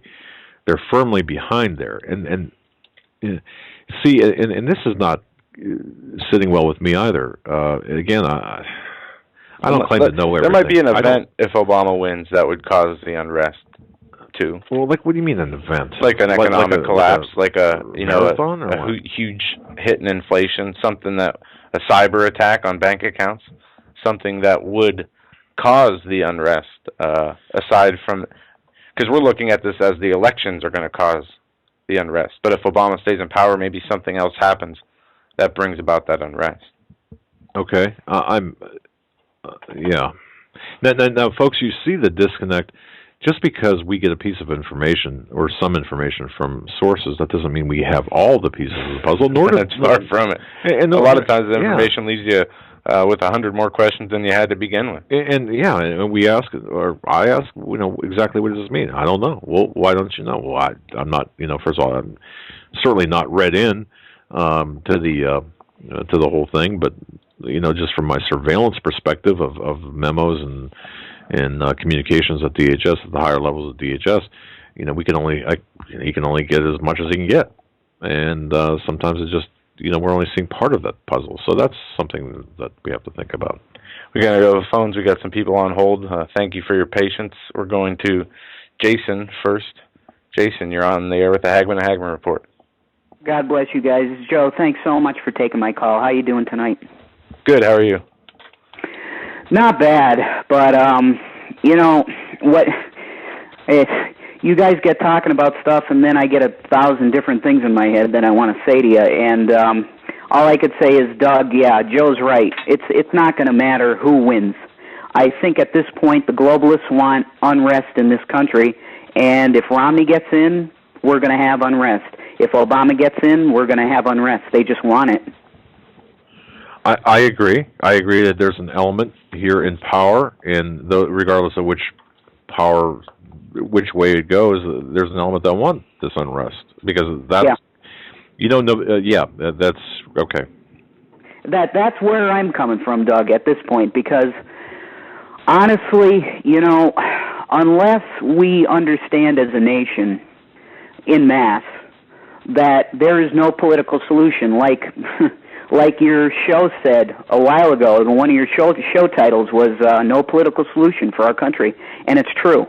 Unless in mass our country starts to repent and get on our knees collectively, all of us, every single person that lives in this nation, cry out to the Creator God to save us from what's coming, we're done. It doesn't matter who gets in there. If it's Mitt Romney, who, he's putting on a good face right now, but we know what he was in the past. I mean, give me a break. Good point. Right? Good point. Yes. Yeah. Serious. We know what he was, Doug, right? Yeah, absolutely. He's flip-flopped on every issue. He's the author of Obama-Romney Care in his state. Exactly. Pro-abortion, pro-gay marriage, or Amen. Anti-abortion, anti-gay marriage, depending on who he's talking to. Exactly, and that's the point. He's just your typical politician. And I would love for Mitt Romney to be somebody that I would be proud to cast my vote for. But he's not. And you know what? I'm not going to do it. I'm not voting for him. And that's the reason I wanted to get on, Joe, and thank you for taking my call. I have been trying my best to push this message out as much as I can. And whoever hears this broadcast before the election, if you're a believer and you want what's best for this world and our country, you're not going to vote for Romney, you're not going to vote for Obama. What you're going to do is write in the name of Jesus Christ on the ballot. That's what I'm doing, guys. How do you feel about that? Well, I can tell you one thing, you're sure not going to be Jesus isn't going to look at you on Judgment Day and say, you made the wrong decision. Well, amen, Joe. Amen. Yes, what do you got to say, Doug? Well, I understand what you're doing. Now, we are, okay, but here's my feeling. We're being forced into this arena where we're giving a set of rules that we've got to play by. Now, if we don't play by the rules, we are not part of that. Okay, we're not allowed to play in that arena, and therefore we're not allowed to. Our voice goes unheard in the collective. I hear what you're saying. Okay, now, but do I agree? I still agree that voting for the lesser of two evils is still voting for evil. Right. Now, if every thinking person with a conscience, with compassion, could get together and do the same thing, or write in, Farmer Tom, or somebody that is a viable, honest-to-goodness, God-fearing Christian, right, Bible-carrying person that we knew, then that would work, because that would force they wouldn't know what to do. I mean, right. Well, see, Doug, this is the way I see it. We don't vote as believers, we don't vote before men. We vote before God Almighty, the Creator. And when I cast my ballot for Jesus Christ, and, it's not going to be heard by men. But you know what? The leadership of the world, when Jesus was on this planet, the Creator was here in the flesh. What did they do to him? They crucified him. Yes. I am voting before God, not men. And if every single believer were to do that, I think the Creator, at least in this country, would give us, maybe another 100 years. So that's my idea. Just if you're a believer out there, you go to the polls on November 5th, do not cast your ballot for one of these Luciferian scumbags. And I'm talking about both of them. They're both of them are going to just do the will of Satan. because even if they're good guys, either one of them, Romney or Obama, it doesn't matter. There's a power that's gripping this planet and this country that cannot be overcome by earthly men. So I am voting before God on November 5th, and I'm writing in Jesus Christ, and I encourage all believers to. Thank you for taking my call, guys. I'm not going to take any more time. God bless you. I love your show, and it's anointed. God bless you. I pray for this country and this world. Thank you, Jason. Thank you. Yeah, I love his look. You know something? I would never, ever stand in the way of somebody saying, "This is what I'm going to do. I'm following my God." You know, this, because I know his heart. I mean, I've talked to him enough. I've talked to him off air. I know his heart. I understand where he's going. Fine. This is time. We live in a time, and the third hour, we're going to deal with the TSA because it's so important. It is so important, ladies and gentlemen, what we've got to say about the TSA coming up and domestic security here in the United States. We're going to talk about that. We have a plan, and we need to talk about it. But it's this, what we need to do, all of us, as Christians, as American Christians, we need to stand up and say, you know what, we're not going to take this anymore. We are not going to take this anymore. We're done picking between the lesser of two evils. We're going to change it. We've got to change it. But you know what? It can't be 2 people, 3 people. We've all got to get together. We've got to form this force. We are and I don't mean to. I mean, we are the resistance. I don't mean to take Alex Jones's thing, but we are the resistance. We all must resist. Yeah.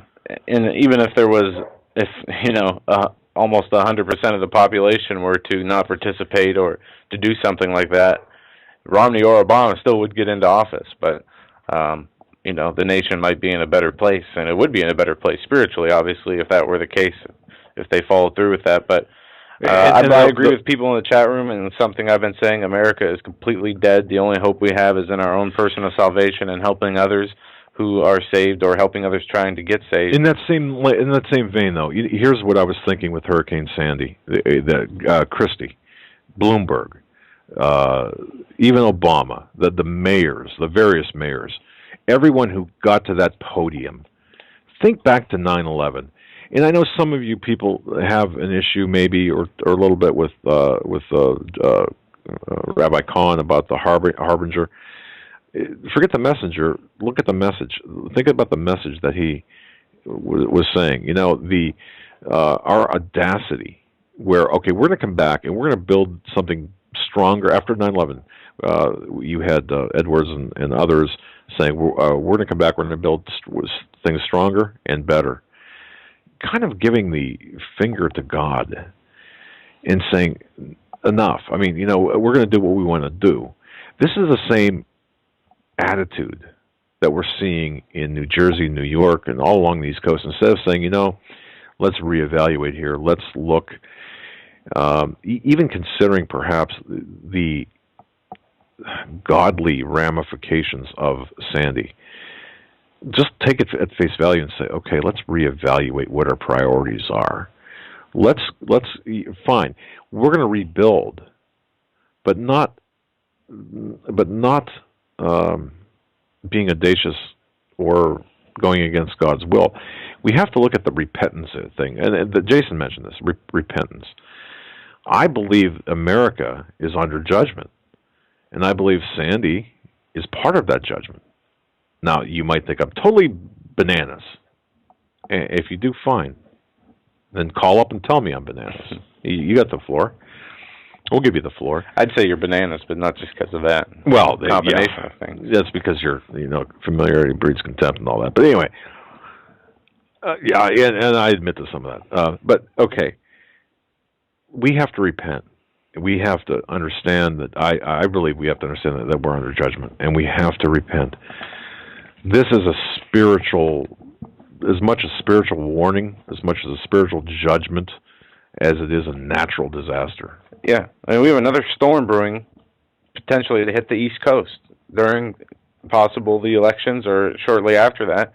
Another nor'easter that could be bringing lots of rain. They say it won't be as bad as Sandy, but We have another storm brewing down there, and that's going to be coming. All right. We have all this stuff going on. I got a really important thing here. I'm not sure. I got to verify this. This is breaking news. I do want to verify this, or I'm trying to verify this.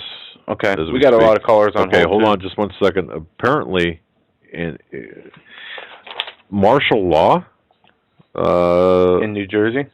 Yes, are you getting that? ABC's reporting this. Okay, I don't know if I saw a link. I'm not sure who it was in chat. Somebody said that they're pretty sure martial law is going on in New Jersey, Seaside, Seashore, New Jersey. Okay. During the next break, I will put a call into ABC. I've got a contact. Seaside Heights. All right. I've got a contact in. And ABC, that was earlier today. Somebody said. Not sure. I haven't seen the headlines on that. I'll check that out. Seaside Heights, under martial law, as reported allegedly, World News Now, ABC News, saying that. Okay. Hang on. The East Coast martial law, just a matter of time. Okay, it's not. It's Funtown Pier in Seaside Heights is now a pile of twisted metal and broken rides lying along the beach as waves lap over it. It's one of two piers destroyed in Hurricane Sandy, where the ironic Ferris wheel seems to be the only thing left standing. This title, this is Seaside Heights, residents wait to see what remains. I searched under martial law, and this is what popped up. All right. So this place is in ruins. You got homes that are completely destroyed. You got roller coasters and Atlantic I don't City think anybody's rides. Forget about that. What I'm looking at here are numerous, long lines of traffic for gas, fights breaking out, and after the break, we'll have audio up on this story. All right. And in the meantime, during the break, give me a minute at that time, and I'll see if I can get somebody at ABC. Usually they're gone by this time, but by 9 o'clock Eastern. But let's see what we can verify. Let's go back to the phones. We got a long list of callers on hold, and we thank you for your patience. We're going to go to area code 256. You're live on the Hagmann and Hagmann Report. You're up, 256. All right. I can't hear if you are talking. We're going to put you back on hold. We'll try to come back. Going to area code 718. You're live on the Hagmann and Hagmann Report. Hello. Hello, Doug. Hello. I'm here in Staten Island, and it's a pretty bad disaster here. You're on Staten Island. Okay. Yes, Staten Island. It's a real bad disaster, and we need prayers. A lot of people are hurting real bad here. Are you okay? Obviously not, but do you have food, water, shelter? No, I'm in a good part of Staten Island. I have electric and food and everything I need, but a lot of damage. A lot of people coming together. The reports of looting are totally false. Very, very low amount of looting. It's just people are really pulling together. It's not really a chaotic situation where people are raping and looting. That's not true. Do you need? Well, let me ask this: is the Verrazano Narrows Bridge open? Yes, it is. Okay. If we had a box truck come to your area, with supplies, would that help you? Well, I don't know. I'm not I'm not involved in the relief effort. I'm sure that they would accept it. The areas that were hit, Midland Beach especially. But okay. Very, very bad. My daughter lost her house in Long Island, so it's a bad situation. And anyway, I'm also calling about you said that I really feel that both sides in this election will feel that there was election fraud. That's why I think your source is saying there could be civil disturbance, because both sides are going to believe they won this election, and that will lead to both sides being whoever loses is going to be very disappointed. Do you think we're being set up by the polls? In other words, that the propagation of the polls, the perpetuation of the polls being so close, that we're being set up for this? It could be a setup. It's funny, Staten Island's a very Republican area, but now they love the government. I agree with the last caller that said, I really couldn't vote for either of these men. I'll pray for them. I'll pray that they have a Damascus conversion. But one is a Mormon. That's not really a Christian church. It's a cult. He's a high-ranking member in the cult. Said some really foolish things. Send New York some corn. It's just like clearing out a football field. And Obama's been a failure.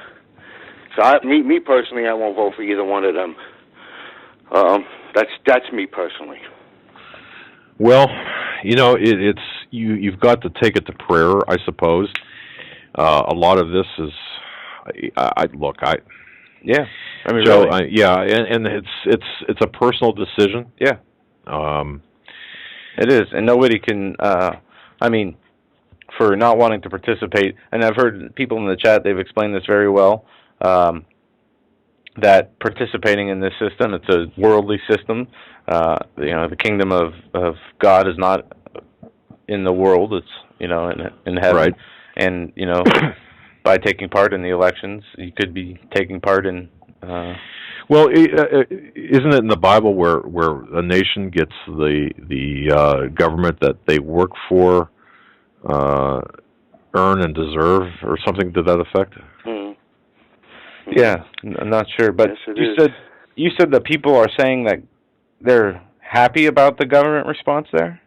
Well, no, they're not happy. It's just I just find it odd that they're very, very Republican, and now they all want government to rush to their aid, which I can understand. I can understand that,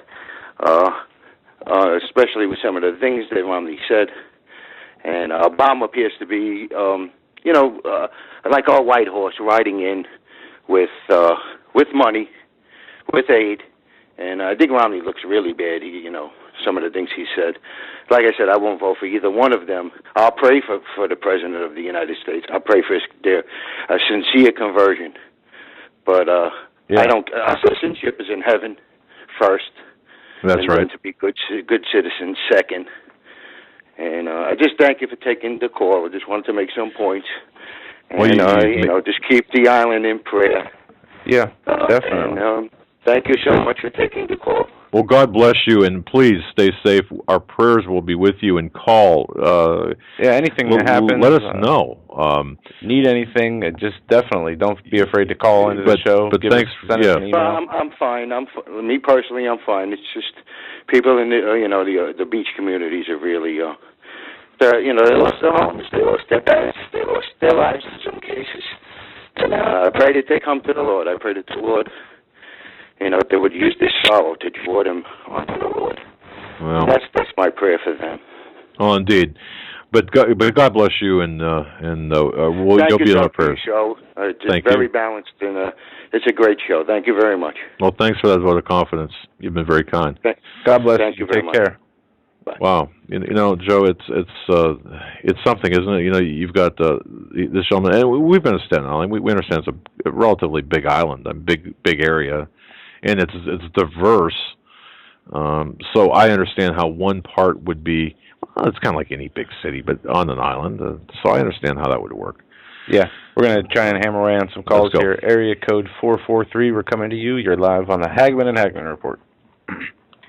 Oh, hi, Doug and Joe. I'm calling from Maryland, and I just wanted to say how much I enjoy you guys and how thankful I am for you both. And I have to agree with a couple of the callers. I was thinking of Jason. Right. Yeah. And what he said. And, I have to say I voted early. I did early voting yesterday with my husband, and we waited for an hour and a half. And, I told my husband right before we left home, I said, I've decided I can't vote for Romney.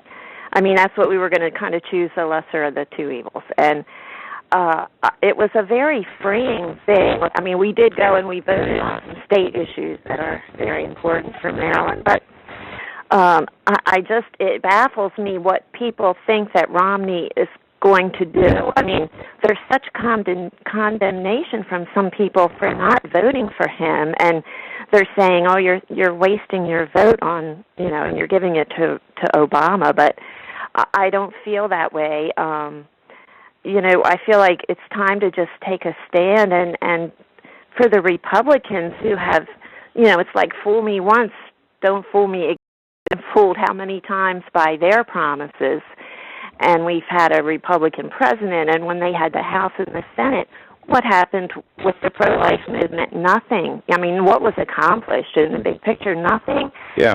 And as far as the economy, it's like Ann Lerner said in her blog, Romney hasn't even admitted that it's mathematically impossible to solve this economic problem. He's leading people to believe I can fix it when it's unfixable at this point. And just one other thing I wanted to say was another article said that, the Titanic has hit the iceberg, and changing captains is not going to do anything at this point. The thing is to get to the lifeboats, which in our case is to have our faith in, and get to the lifeboat, Jesus Christ, and to try and get others at this point too. But we're the Titanic at this point, and to think that it just finally hit me, if I really believe what I believe, how can I vote for Romney?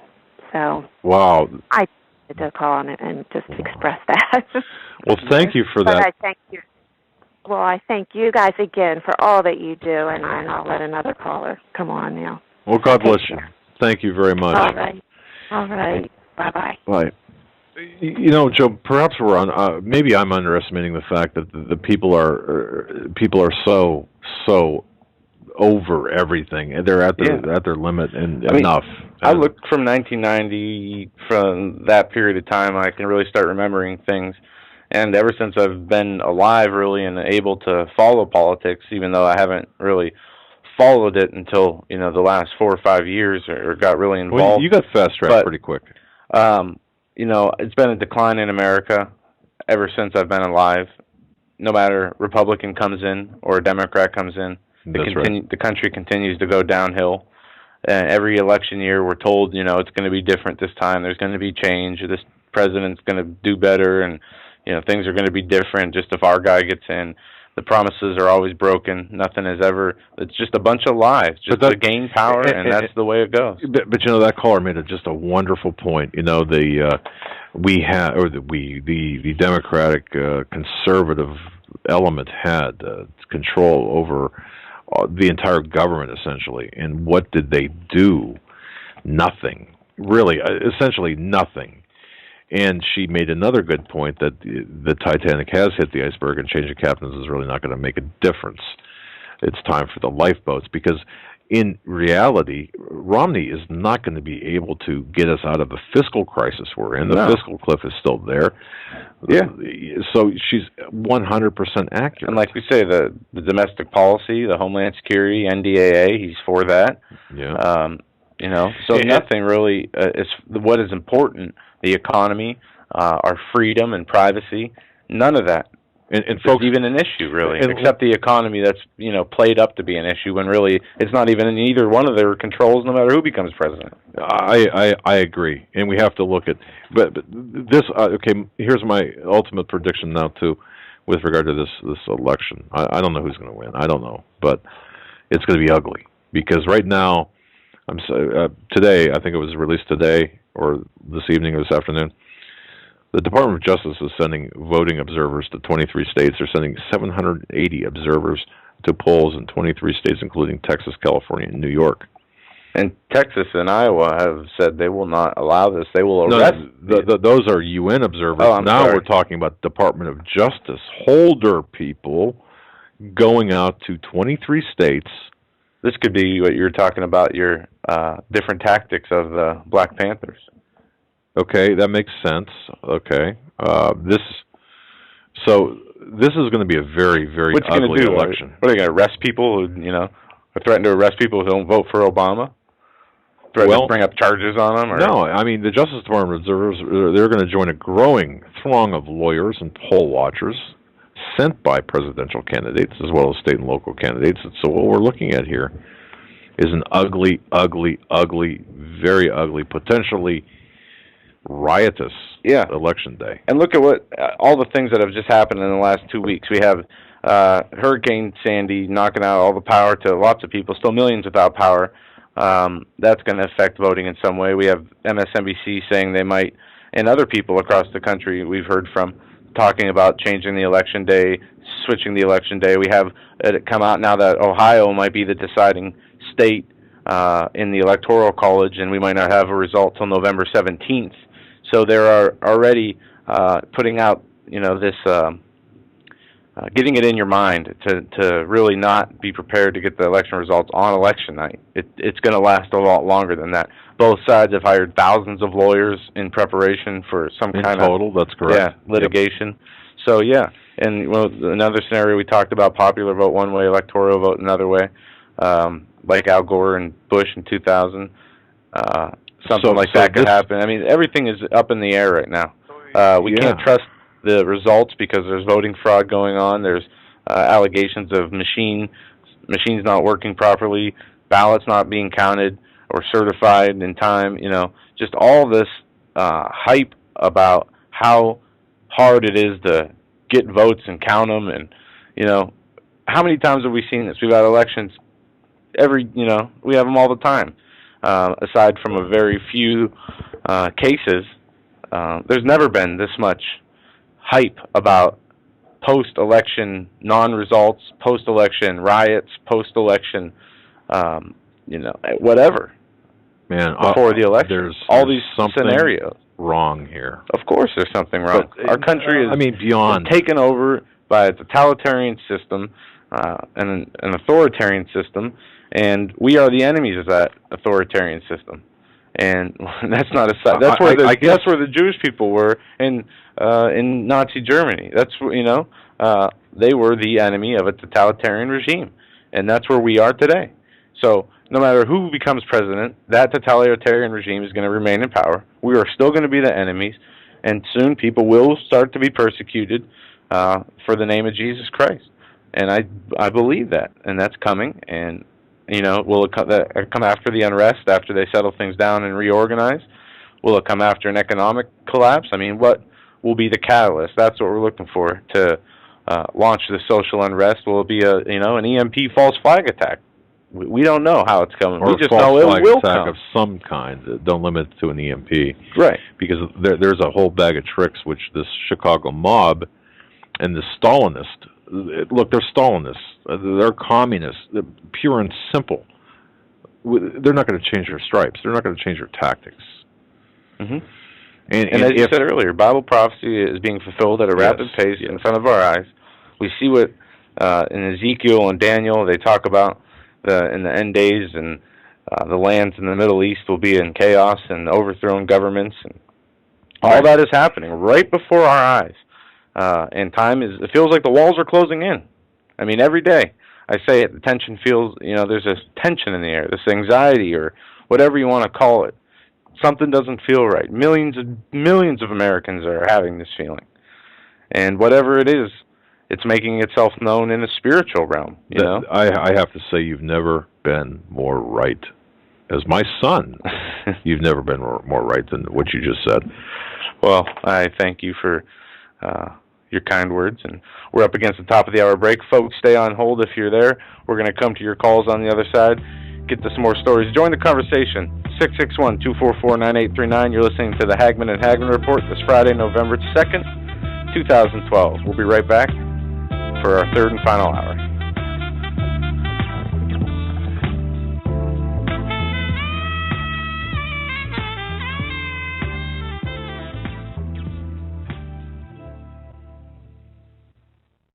Survival of the fittest. In any and all situations, survival is your number one priority. That requires being tough and thinking smart.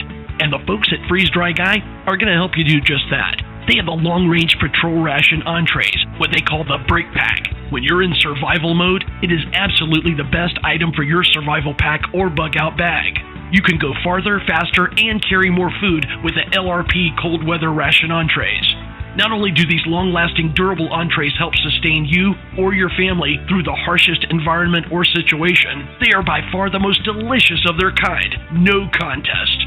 With a variety of tasty entrees, you can't beat the LRP Brick Packs.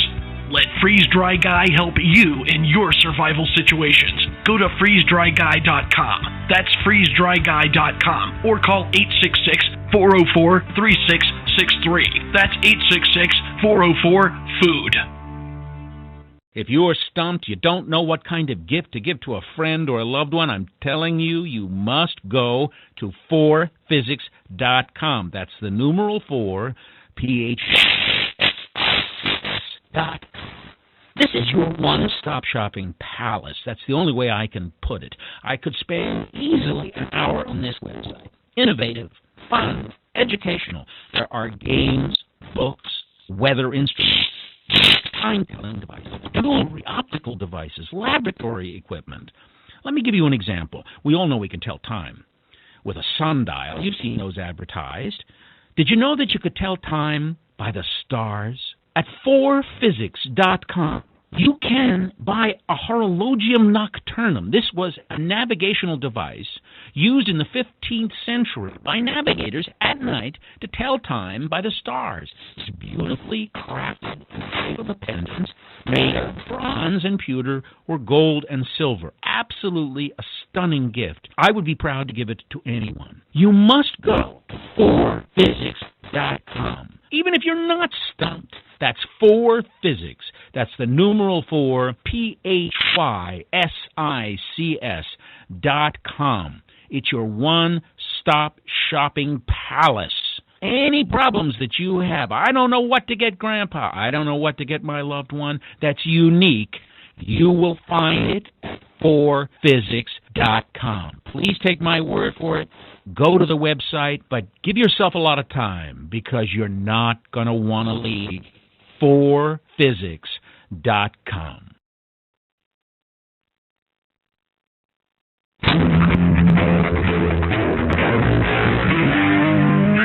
Doug Hagmann. One guy that doesn't need a bullhorn to get your attention. You want and I want the truth. You can't handle the truth.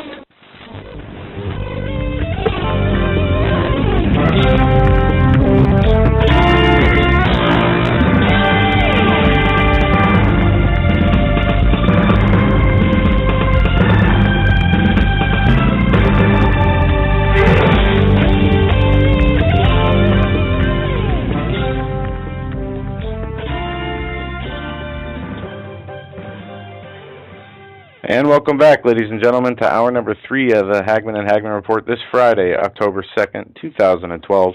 I'm going to go right to an audio clip here. Hopefully it sounds all right and there's no distortion. This is the clip of martial law declared in New Jersey shore town Seaside Heights in wake of Sandy's aftermath.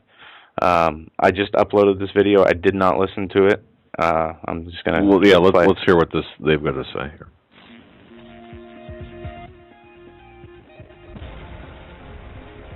It's an intro, some kind of intro music. Yeah, it's CMA, I think GMA or something. Finally was allowed to cross the bridge into Seaside Heights. And Nora, what was your reaction when you saw the damage in Seaside Heights firsthand?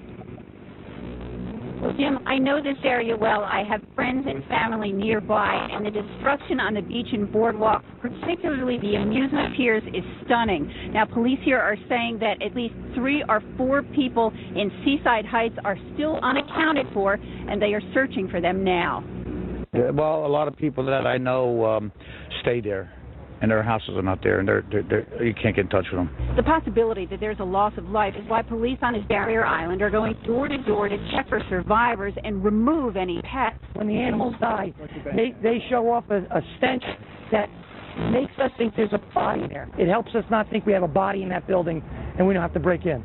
Seaside Heights is under martial law as officials survey the damage, including 2 amusement piers that were destroyed. Look at this. We're surrounded with the rides that used to make up the Funtown Pier. They have all literally collapsed, and with them the memories of generations of families who would come here to Seaside Heights in the summer for fun. This is the way I make my living, and a lot of other people make their living.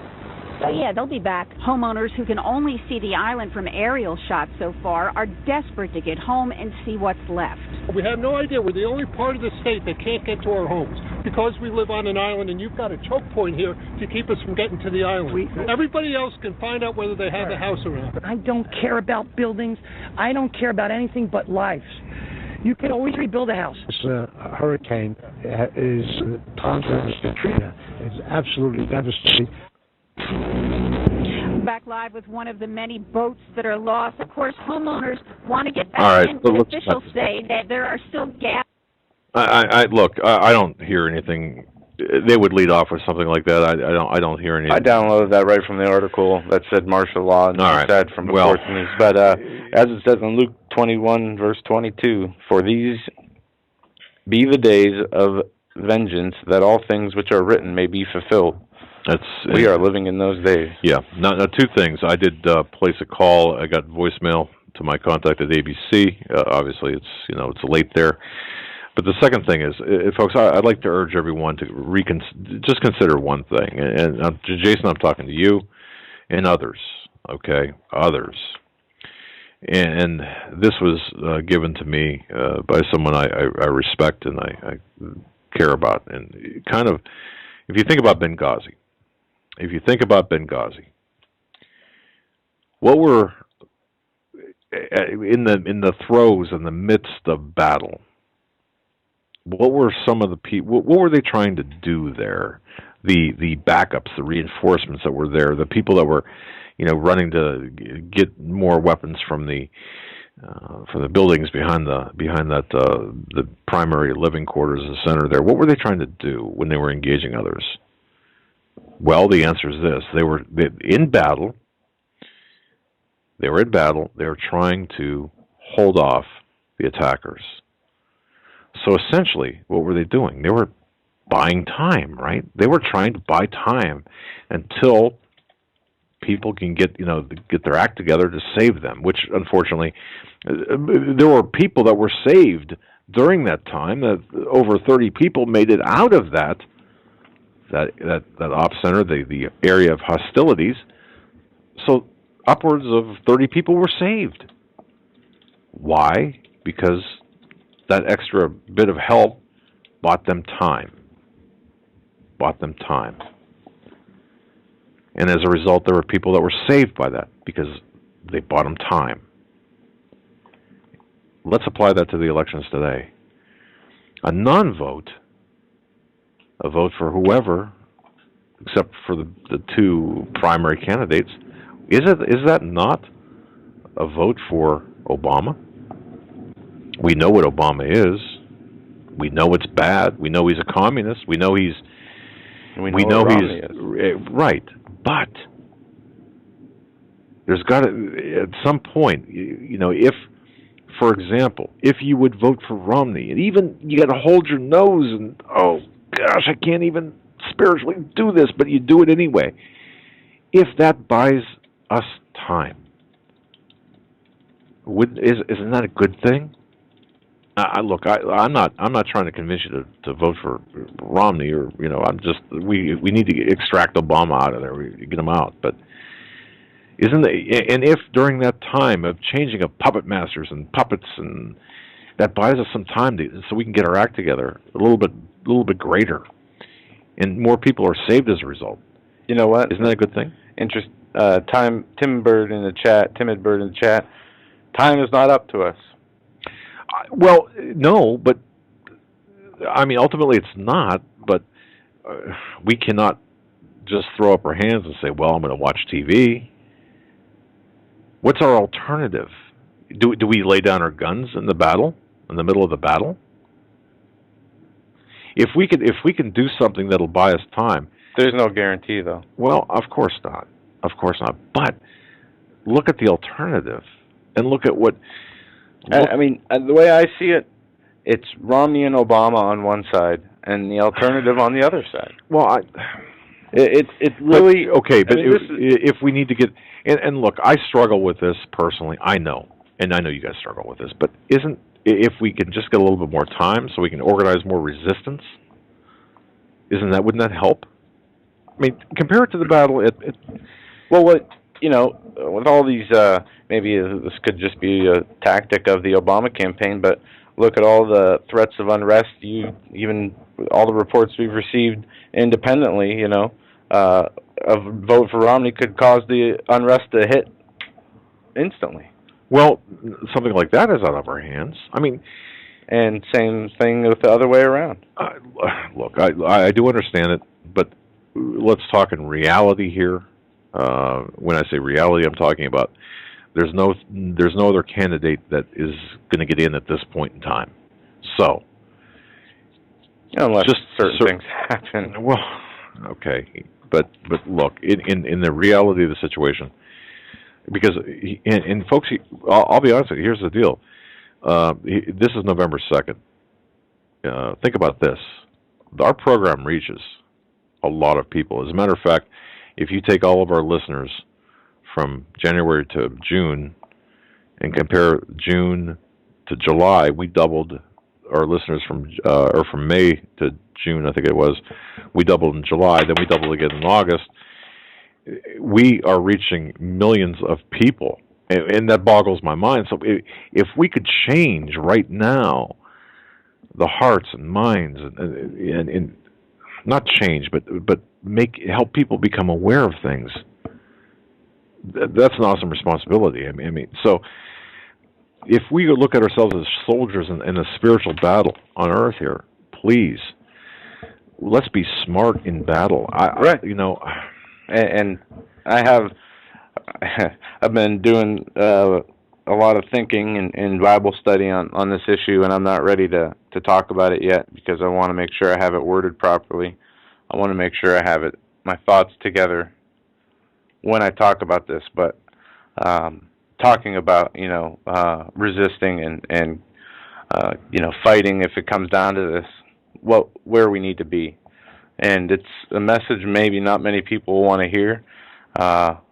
But it is biblical from everything I can see. But that's something I'll definitely put that together this week. I know you've been studying very hard on this, but all I'm saying is, if our goal as Christians, and I believe one of our goals is to help save people, spiritually save people, and get them on track with Scripture and God and such. And I might not be the best person to do this. My goodness, probably not. But I'm here, so I'll do it the best I know how. But if we can save people, if we can buy enough time to save more people, that's a good thing. To me, that's a good thing. It's not ideal.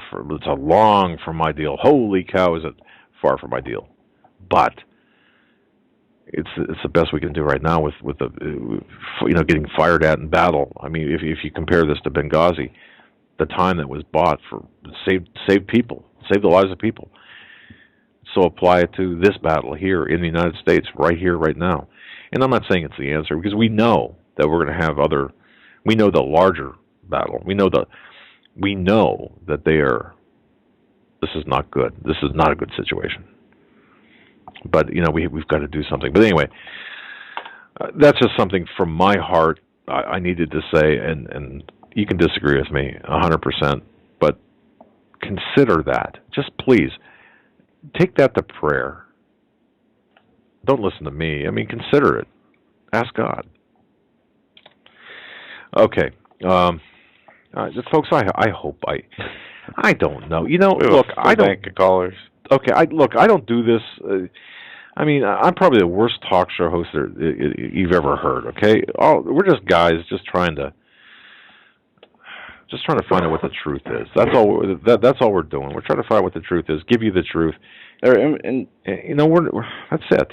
Yeah, we've been broadcasting for every night, except every weeknight for 10 months now, trying to put together more of this puzzle. Learning with the audience as we learn together, talking about current events and how Scripture applies, brainstorming, that's participating with other people in the common goal of helping people find a spiritual solution, salvation in Christ, while uplifting those who, are already believers and who are already saved. Our common goal and our common bond has to be the dedication to the Lord. Absolutely. And that has to be our foundation. Absolutely. And, as we continue to grow and reach new people from all places in the world, as I've seen, 40-some countries, people listening from 40-some different countries. Yes. It's hard to get this message out. It's hard to get people to understand where you're coming from. But going back to our foundation, that has to guide us in everything else. Absolutely, it does. Which is the Lord and the Bible.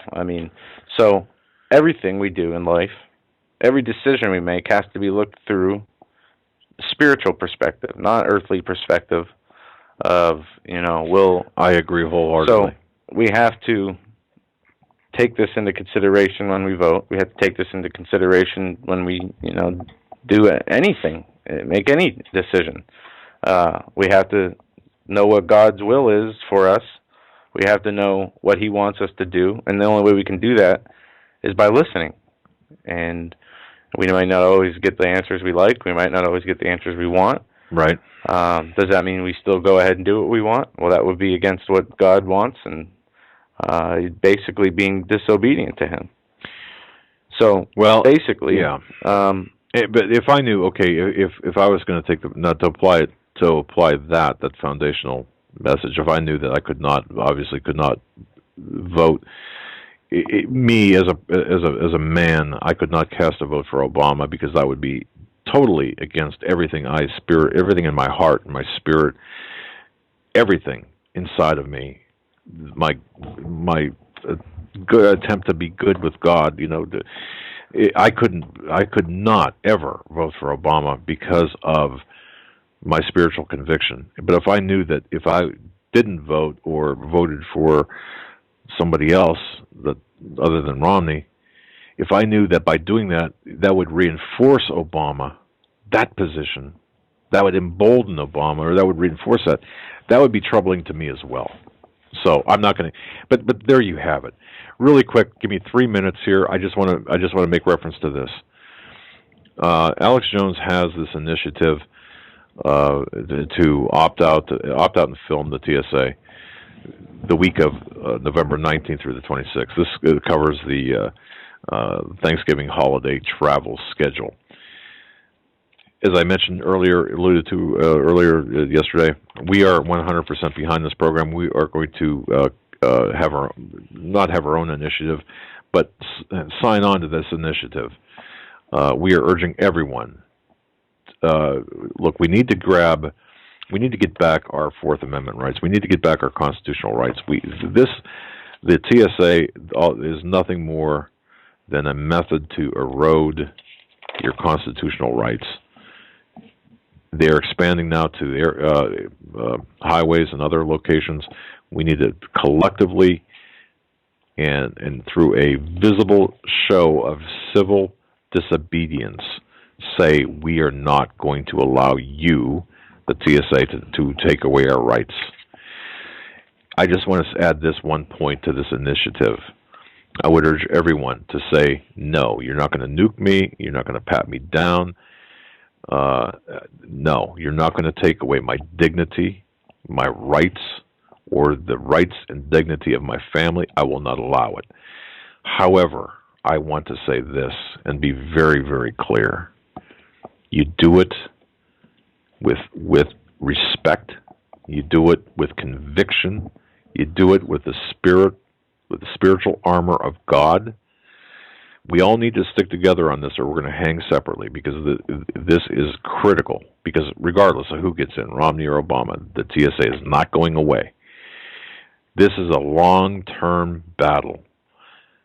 I choose to engage the TSA. I choose this battle. I publicly choose this as a line in the sand for me.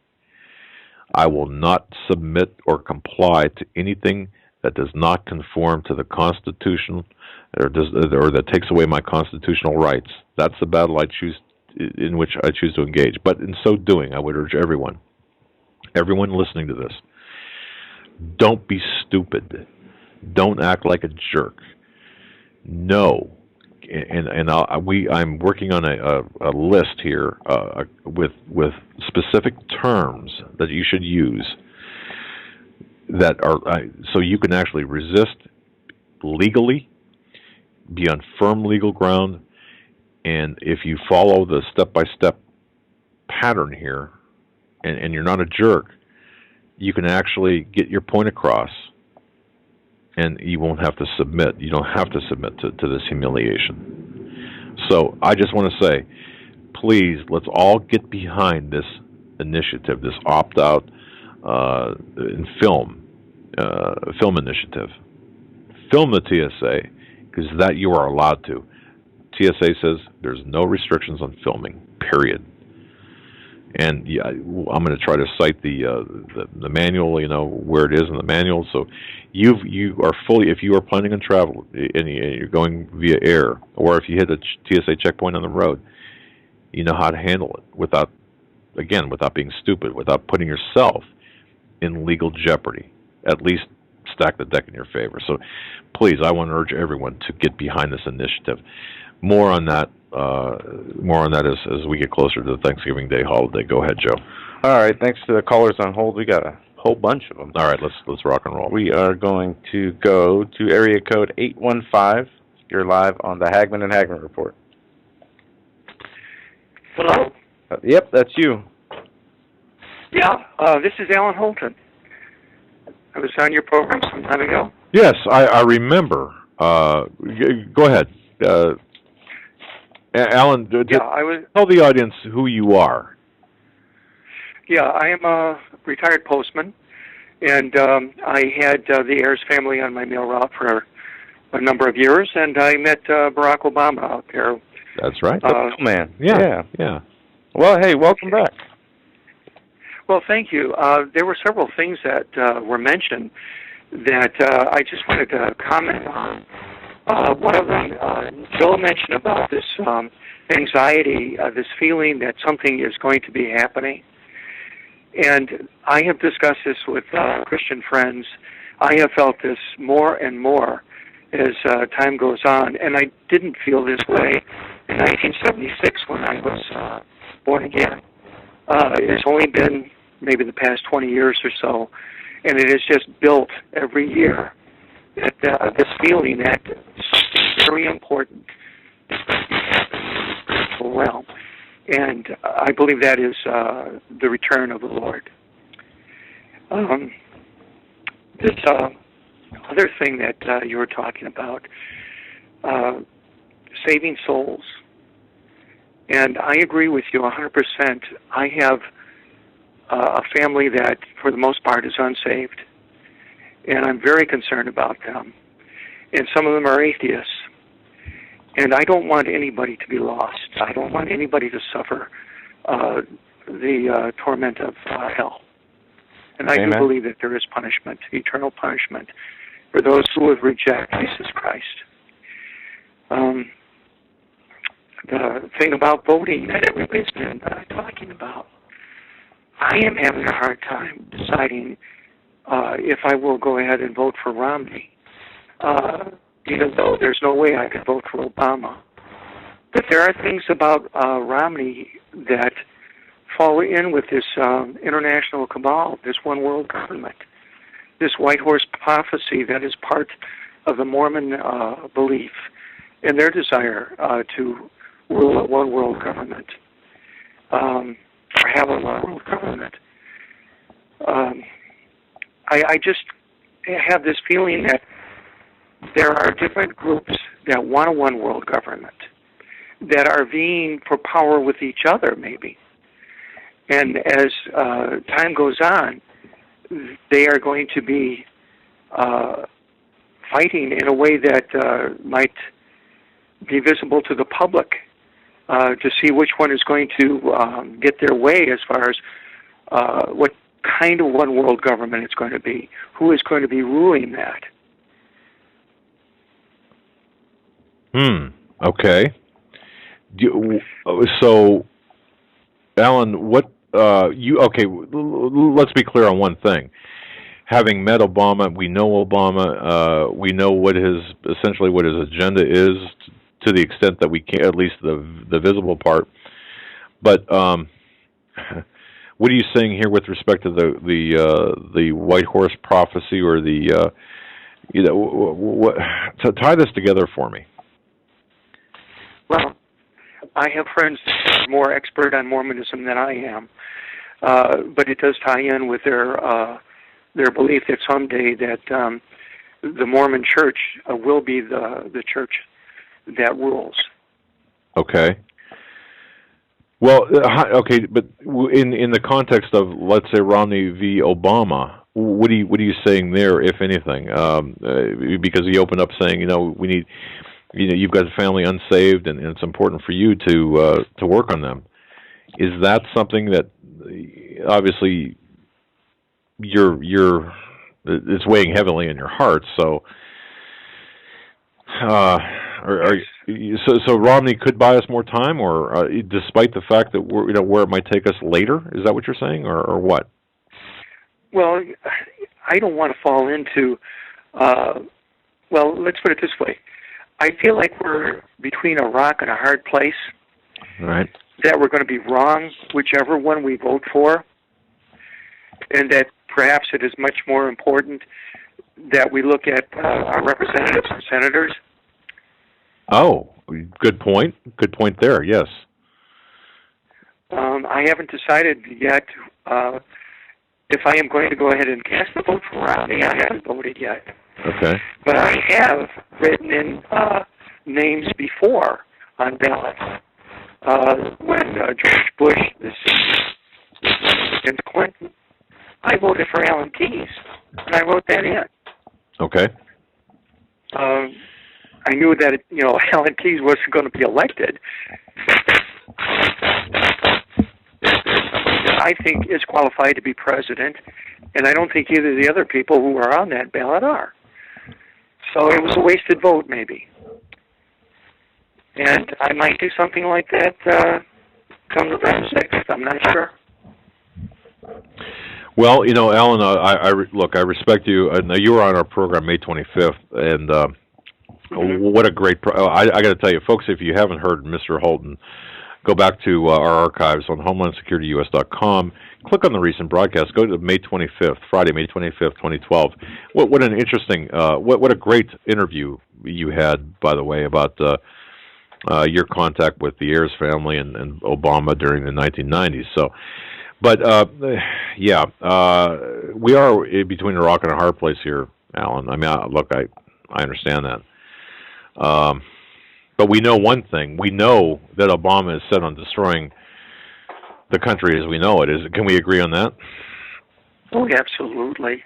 Yeah. And there's another point here. I believe that even if Obama is not reelected, that he will carry the mantle of George Soros, because I think that's where his power came from. I agree. The money, everything. Yeah. And so if he is the Antichrist, and I'm not saying that he is, but he's certainly a good candidate, that would make sense that he could lose this election and still continue to be a very big power in determining what is happening in our world. Yeah, I agree with that, and that's why too we can't forget Benghazi, because Benghazi is really a window that is going to lay open things that could very well, if pursued, we could be looking at doing the right thing. I mean, things could happen. This is enormous, and that's why this is probably one of the most important elections in our history. So, wow, you're right. That it is the most important election in our history, and that many of your listeners understand that. They're wondering, just like I am, just exactly what do we do at this point in time. Well, yeah, I agree. I mean, we have to really we have to be spiritually correct, don't we? Yes, and it's been said already tonight, and it's got to be said over and over again, that we belong to Christ and His kingdom, and we cannot forget that. And we cannot allow this to affect us as far as our hope and our certainty of what the future is going to be. But we do have to be concerned about those who do not know the Lord. Yeah, absolutely. That should be our number one goal. I mean, like we just said, you know, the Lord Jesus Christ is the foundation of this show. That is the number one goal of helping people, you know, understand exactly the Bible better, giving a voice that has been, you know, forgotten about, cast astray, said to be radical now, which is Jesus Christ. And if you read the Bible, you listen to what He said in the Bible. For those who have ears to hear, let them hear, and for those who have eyes to see, let them see. There's only one message I get, you know, and it keeps just pounding away at me. And we need to take up our crosses like the Lord did, and that's what Jesus said. And exactly, we can't go wrong once. We need to be bathed in the Spirit, in the Word. We need that. Let me ask you though, Alan. You said about this feeling and developing since 1976 and going on and on and on. Do you feel like right now we are at? Tell me about that feeling present day. Where are we at with that? With you, where are you at with that feeling? It just seems that it has gotten more pronounced in just the last few years, and it's like butterflies in the stomach. Sometimes it's there. Something's going to happen. Something's got to happen.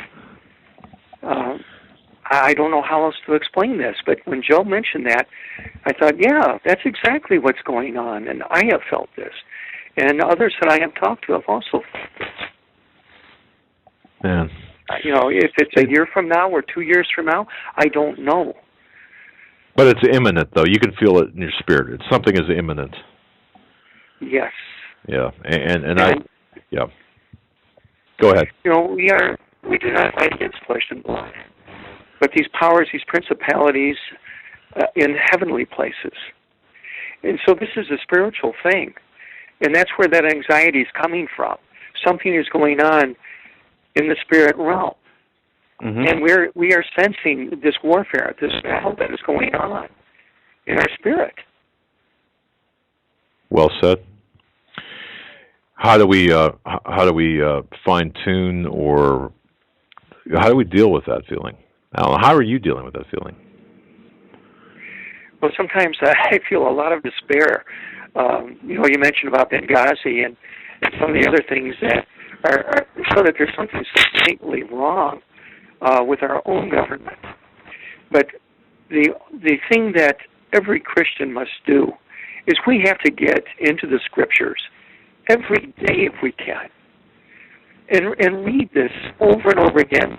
The New Testament, definitely, and the Old Testament also, because so much is prophesied in there about the last days, about what is going to be happening. And, you know, that's when God speaks to us, is when we're reading His Word, and we're speaking back to Him in prayer. Well, we're searching for that clarity, and we can find that clarity in the Scriptures. And Alan, I'll tell you what, that's very good advice. It's advice we give others, but it's nice to know from a guy, from your perspective, your close proximity to the very person occupying the White House right now, and the very people that surround him right now, because of your proximity, your history, that you're feeling this. People, pay attention. Folks, pay attention. I just hope that more people would pay attention, and there are people in the church who are not taking this seriously, and I've met some of them, and it just amazes me. They don't have a clue.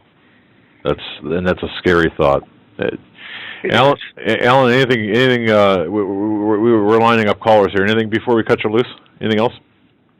No, in fact, I didn't mean to take up this much of your time, but it's good to talk to you again. Oh, it's good. We have to have you back on the show, perhaps, if depending on the outcome of the election, or regardless. We have to follow through on many things, and the enigma that is Obama is one of them. So, Alan, God bless you, my friend. Take care, and thank you very much for your. God bless you and Joe. Thank you, my Thank friend. you. God bless you too, folks. That was Alan Halton. He was the mailman that had relatively extensive, candid meetings with the Ayers family. The Ayers family. And of course, Obama himself, a very great man, and a man of God too. So, Joe, I'm just reading here in Luke and going through this. Just this stuck out to me, and read this many times. Luke 17:33, talking about in the days of the Son of Man, in the coming of the end times, that whosoever shall seek to save his life shall lose it, and whosoever shall lose his life shall preserve it. Just very interesting. That thought. We're trying to balance our rights as Americans versus our spirituality in the Lord, and that's just something we have to think about. And this is something I told you I was working on and how to word it properly. But just keep that in the back of your mind, because it is so important that we remember what the Lord said and understand it properly, because if we don't, it could mean the loss of our soul for eternity, and I don't want that for anybody. I don't want to. No, but I'll tell you what, I certainly want to be able to get in my capacity as a warrior on the front lines. I'd like to think I'm on the front lines in my capacity. If I could save one more person, 10 more, 100 more, praise God. But if just the time factor alone, if that. Wow. We'll move on. Heavy stuff. Really heavy stuff, folks. We're going to go to area code 661. You're live on the Hagmann and Hagmann Report. Thank you, Joe. This is Lori. This is actually for Doug, because I can hear the pain and anguish in his voice, and I just want to throw this out there. All due respect for the pre-tribbers out there, the tribulation is God's last plea to man to repent. I just want to throw that out there for thought. Yeah. Well, yes, and regardless, pre-trib, post-trib, mid-trib, trib, this, wherever we are, to me, it's not going to change our behavior, I don't believe. Do you? I mean, we still have to work. We have to work. It says that that hearts of many will wax cold. But I mean, that people will be saying, where's your God? Okay, but I understand that. But I mean, in terms of, and people will lose hope. But like you said, it shouldn't change your behavior at all. It shouldn't change one thing about the way you live or the way you act, treat people, or follow the Lord. Well, yeah. Go ahead. We didn't mean to interrupt it. What were you going to say? Well, no, that's a whole nother show. I mean, that's been going on for hundreds of years, this debate, and that's why I just started out the way I did. It's just this tribulation must needs come, because this is what's going to do one of two things. Either people are going to fall on their knees or in repentance, or they're going to start cursing like we've never heard before, and you can already see it building up to the crescendo. I just wanted to share that with you, because I hear that anguish in your voice. Oh, there's anguish there, believe me. There's a lot of anguish. Frustration, confusion, questioning, yes, but it's been said that if one does not have a burden for the lost, one is not a Christian, and I happen to believe that. So, well. Anyway, thank you very much for the whole show and everything. I just wanted to put that in. Well, God bless you. Thank you so much. Thanks, Lori. Wow. Oh, sorry, I cut her off there at the end. Area code 303. We're coming to you now. You're live on the Hagmann and Hagmann Report. Thanks for your patience. 30. Well, thank you, guys. Okay. I really appreciate your show. I've only been listening for about a week or so, but I've been really impressed. And you guys were talking about the TSA and things like that. And I had two quick stories, my dealings with the TSA. The first was when we went out to California to pick up our son. He was wounded in Iraq, and we were at 29 Palms, and that was a blessing in itself. There's so much what God does, despite, bad things. But he and I traveled back on United, and we got to the airport, and we were checking in. Now, he's in a wheelchair with his right leg straight casted and his right arm casted. And the TSA guy comes, "Oh, we've been waiting for you."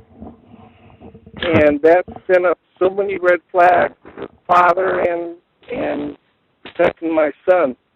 And I said in a very low and menacing voice, "You touch him, you hurt him, he makes a single piece of pain, I'm going to be all over so you know it."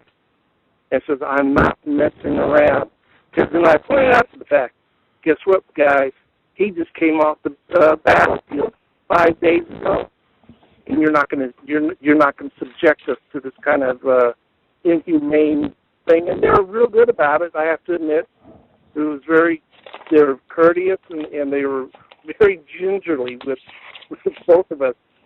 But that was God taking charge. And the second one, which is even, I always give a tribute to the Lord. He works wonders when you follow him and you're obedient to him. We were going I belong to motorcycle ministry, and I was going with our president to California to see our guys out there. And as we go through the airport, it's just like they were kind of waiting again, and I just put it up before the Lord, and they immediately want to pat us down because we had our vest on with our colors, and we didn't look like normal businessmen. But the guy again, he patted us down. He kept away from private areas really well, and I could tell you this: he didn't do a very good job of a pat down, because I have been patted down by law enforcement, and so I got a kind of like a good feel between both of them. But in either case, just when you do stuff like this, you're right. We have to keep it in the presence of the Lord. He's got to be in charge. He's got to lead us, because if not, the enemy's going to be able to slip in and overtake you. So that's. I thank you guys for being on the air, and I caught up with you. Well, thank you very much, caller. Yeah, thank you so much for the call. I'm glad you're listening, and hope you continue to. And God bless you and your son. Thank you, your son, for his courageous service, and we wish him the best. Wow. My Amen. goodness, yes. Thanks, caller. All right, we're going to move on here. Let's see. Let's try to go back to the 256 area code. We went there. We're going to once. try to be as quick as possible here. I know you folks have great patience with us. Area code 256. We're coming to you. You're live on the Hagmann and Hagmann Report. Go ahead. You're up. 256. You're up. All right. All right. We're gonna move on. All right. Not sure if I took this call or not. Area code 732. You're live on the Hagmann and Hagmann Report. Doug, Joe? Yes. Hey, thanks for taking my call. I have a lot on my mind. I could tell you about the week so far in Jersey, which has been horrendous for me and my family, but I'll get that because I am blessed. I didn't lose a house. I prepared, no electricity, but that's fine. I'm in my kid's house now. Who just back. So all is good, but I just want to say prayers for all the people out there in Jersey that are still without power, food, water, hungry, cold, all of that.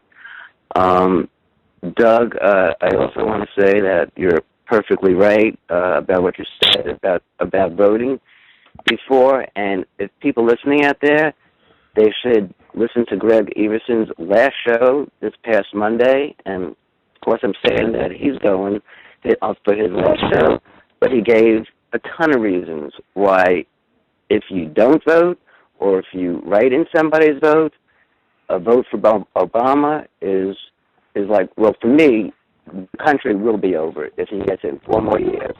At least if Romney gets in, I agree with you, there is still time, okay? I mean, I'd rather have an American in the presidency versus who knows, a foreigner, whatever he is. Nobody knows who Obama is. He's a communist. The agenda he has is for the Muslim Brotherhood out there. There's just so many reasons out there. He let 4 guys die in Benghazi. Why would anybody want a commander-in-chief who lets men die in the battlefield? I mean, right. People in America just have to wake up just a little bit. They know what his agenda is. Okay, Romney might not be the greatest guy out there. We don't know yet. But at least he believes in America. He believes in God. I mean, there's so many differences out there with him. Well, he's not a communist. Well, we say he believes in God. He has the Mormon religion is completely different from what Christianity believes. Right, but there's a start. And caller, thank you for pointing this out, because I failed to mention this about Greg Evenson's last show. That was the 29th, yeah. I listened to about half of it. You've got to listen to that, because it's a powerful show. Thank you for reminding me about that. Greg Evenson, The Heartland USA. That's his website. Yeah. Thank you, caller, for reminding me about that. Yes, you've got to listen to that show. Compelling, powerful. Just, and I'll tell you what, Greg, I have tremendous respect for the man. So, but caller, go ahead. Continue. Can I ask this? I wanted to really talk about something else. I'm a Jewish man. I know you have millions of listeners out there. I listen to Doug, Joe. I listen to you every night. In fact, I'm depressed when I don't text you all night. And this is the first night that I caught you live because very little cell phone stuff. You guys get to sleep. We live in New Jersey over here. Everything's going on, but yeah. I listened to you for like 10 months. Very little did I ever hear of any Jewish people calling in. First of all, I want to thank you for your support of Israel and the Jewish people and all of that. It means a lot to me and my family, okay? I also wanted to say that 4 years ago, and I have a lot of faith. Since I was 15 years old, I pray to God every night, and I still do. I have my faith is huge faith in God.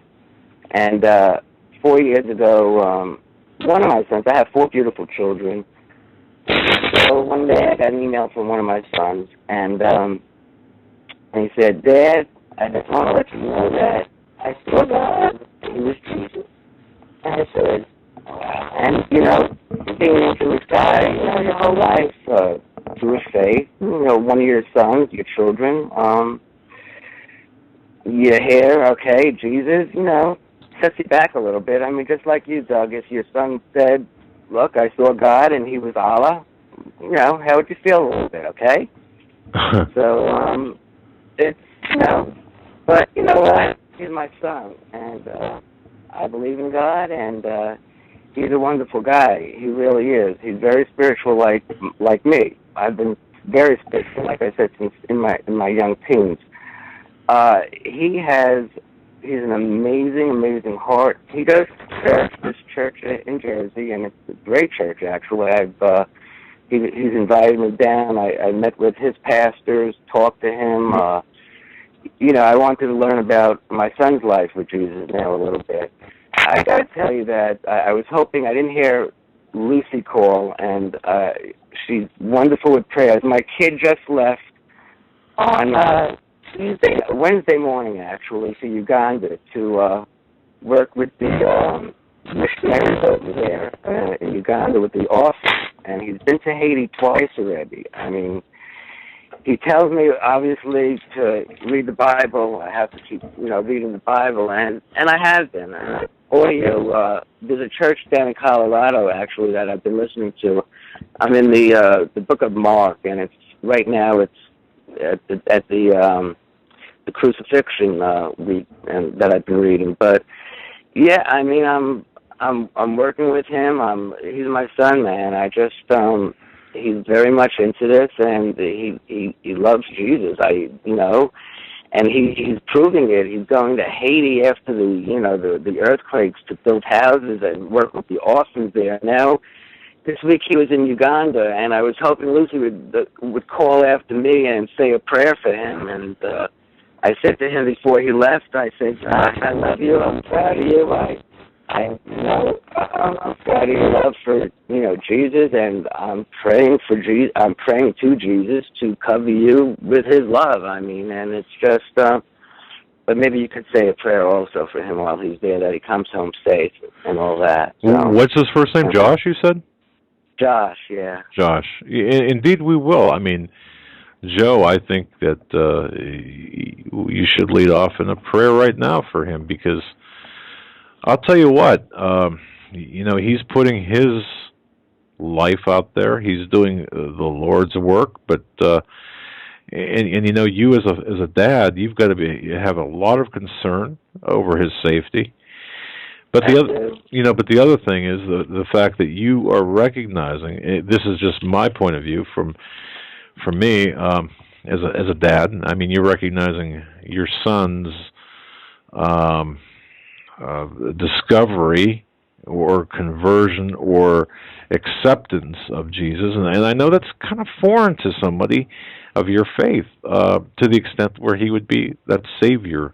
But I think it's important. But look, Joe, kindly lead us in prayer for Josh. Well, I'll do it for Josh and everyone else out there. We ask the Lord Jesus that He may guide us and help us in our walk and journey with faith with Him on this earth. Even though we are in very uncertain, chaotic times that are surrounding us and continue to get worse and worse, we have our faith in Him, and that we will be blessed. And if we walk in righteousness, we will be with Him eternally. We pray for everybody out there who's suffering, whether physically, mentally, emotionally, in between faith, in between certainty of their eternal soul. We pray that they find salvation, that they do the Lord's will, look to do the Lord's will and not their own, and that might lead them into salvation and into the Lord Jesus Christ.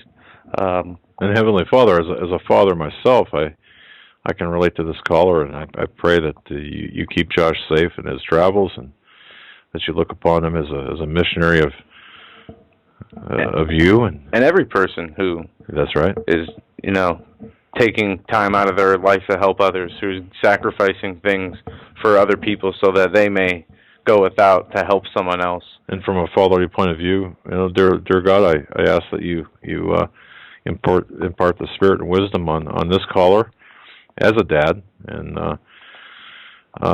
bathe him in the Spirit. Yeah, man, in Jesus' name. I want to thank you. We're not that good, okay? I'm not that good, but no, you're excellent. Your son, God bless you, Joe. You're amazing. I mean, really. I mean, my son is trying to save me. I mean, he says, Dad, you gotta choose your sides. I said, Josh, I mean, he knows I'm very spiritual. He knows I pray to God so much. In fact, the day before the hurricane, and I knew it was going to be bad, I said, look, I'm praying God. I even said, Jesus, please protect me and my family, that this house stays upright and everything. And I'll tell you, he did a good job on it. I'll tell you that much. I mean, the only thing we lost was power, so, I mean, that was pretty good. So, that's all I can say. Well, praise God. I want to... Yeah, we were lucky, very lucky. But Joe, you are amazing. I mean, you really are. I mean, I know my kid tells me to read the Bible every day, keep going with it, and I just tell him, look, I'm glad you found what you're looking for right now, and I know I'll be fine, you know, and I'm sure I will one day. So yeah, I want to leave you with this. This is Psalms 118. It is better to trust in the Lord than to put confidence in man. It is better to trust in the Lord than to put confidence in princes. All nations compass me about, but in the name of the Lord I will destroy them. Righteousness, I lost my place, I'm sorry. Open to me the gate of righteousness. I will go into them and I will praise the Lord. And I hope that for everybody that we go into that narrow gate that is the way to spiritual salvation. And the only thing I could add to this caller, and from my point of view, grab a hold of the Bible. I understand. I have. He's given me 2 Bibles already. Okay, and read it in prayer, and get to know Jesus, because I'll tell you what, your life will change. Thank you. And God bless you, my friend. Thank you. Thank you so much, guys. I mean, I love your show. I can't do it as you, Big Wiles. I mean, Greg is Quill. I mean, you're the only guys I listen to all the time. So, I mean, this Phil's guy, I mean, love you guys. So, just wanted you to know that too. So. Well, we love you too, yeah. and tell your son Josh he's in our prayers, and you are too, and God bless you both. Yeah, exactly. Hey, can I just ask you one thing more? Sure, so, sure. Yeah. I told my kid, he knows I'm a prepper, okay? 90 seconds. Dad, why are you thinking, getting all this water and all the street side food and, I said, of course, Josh, times like this right now, okay?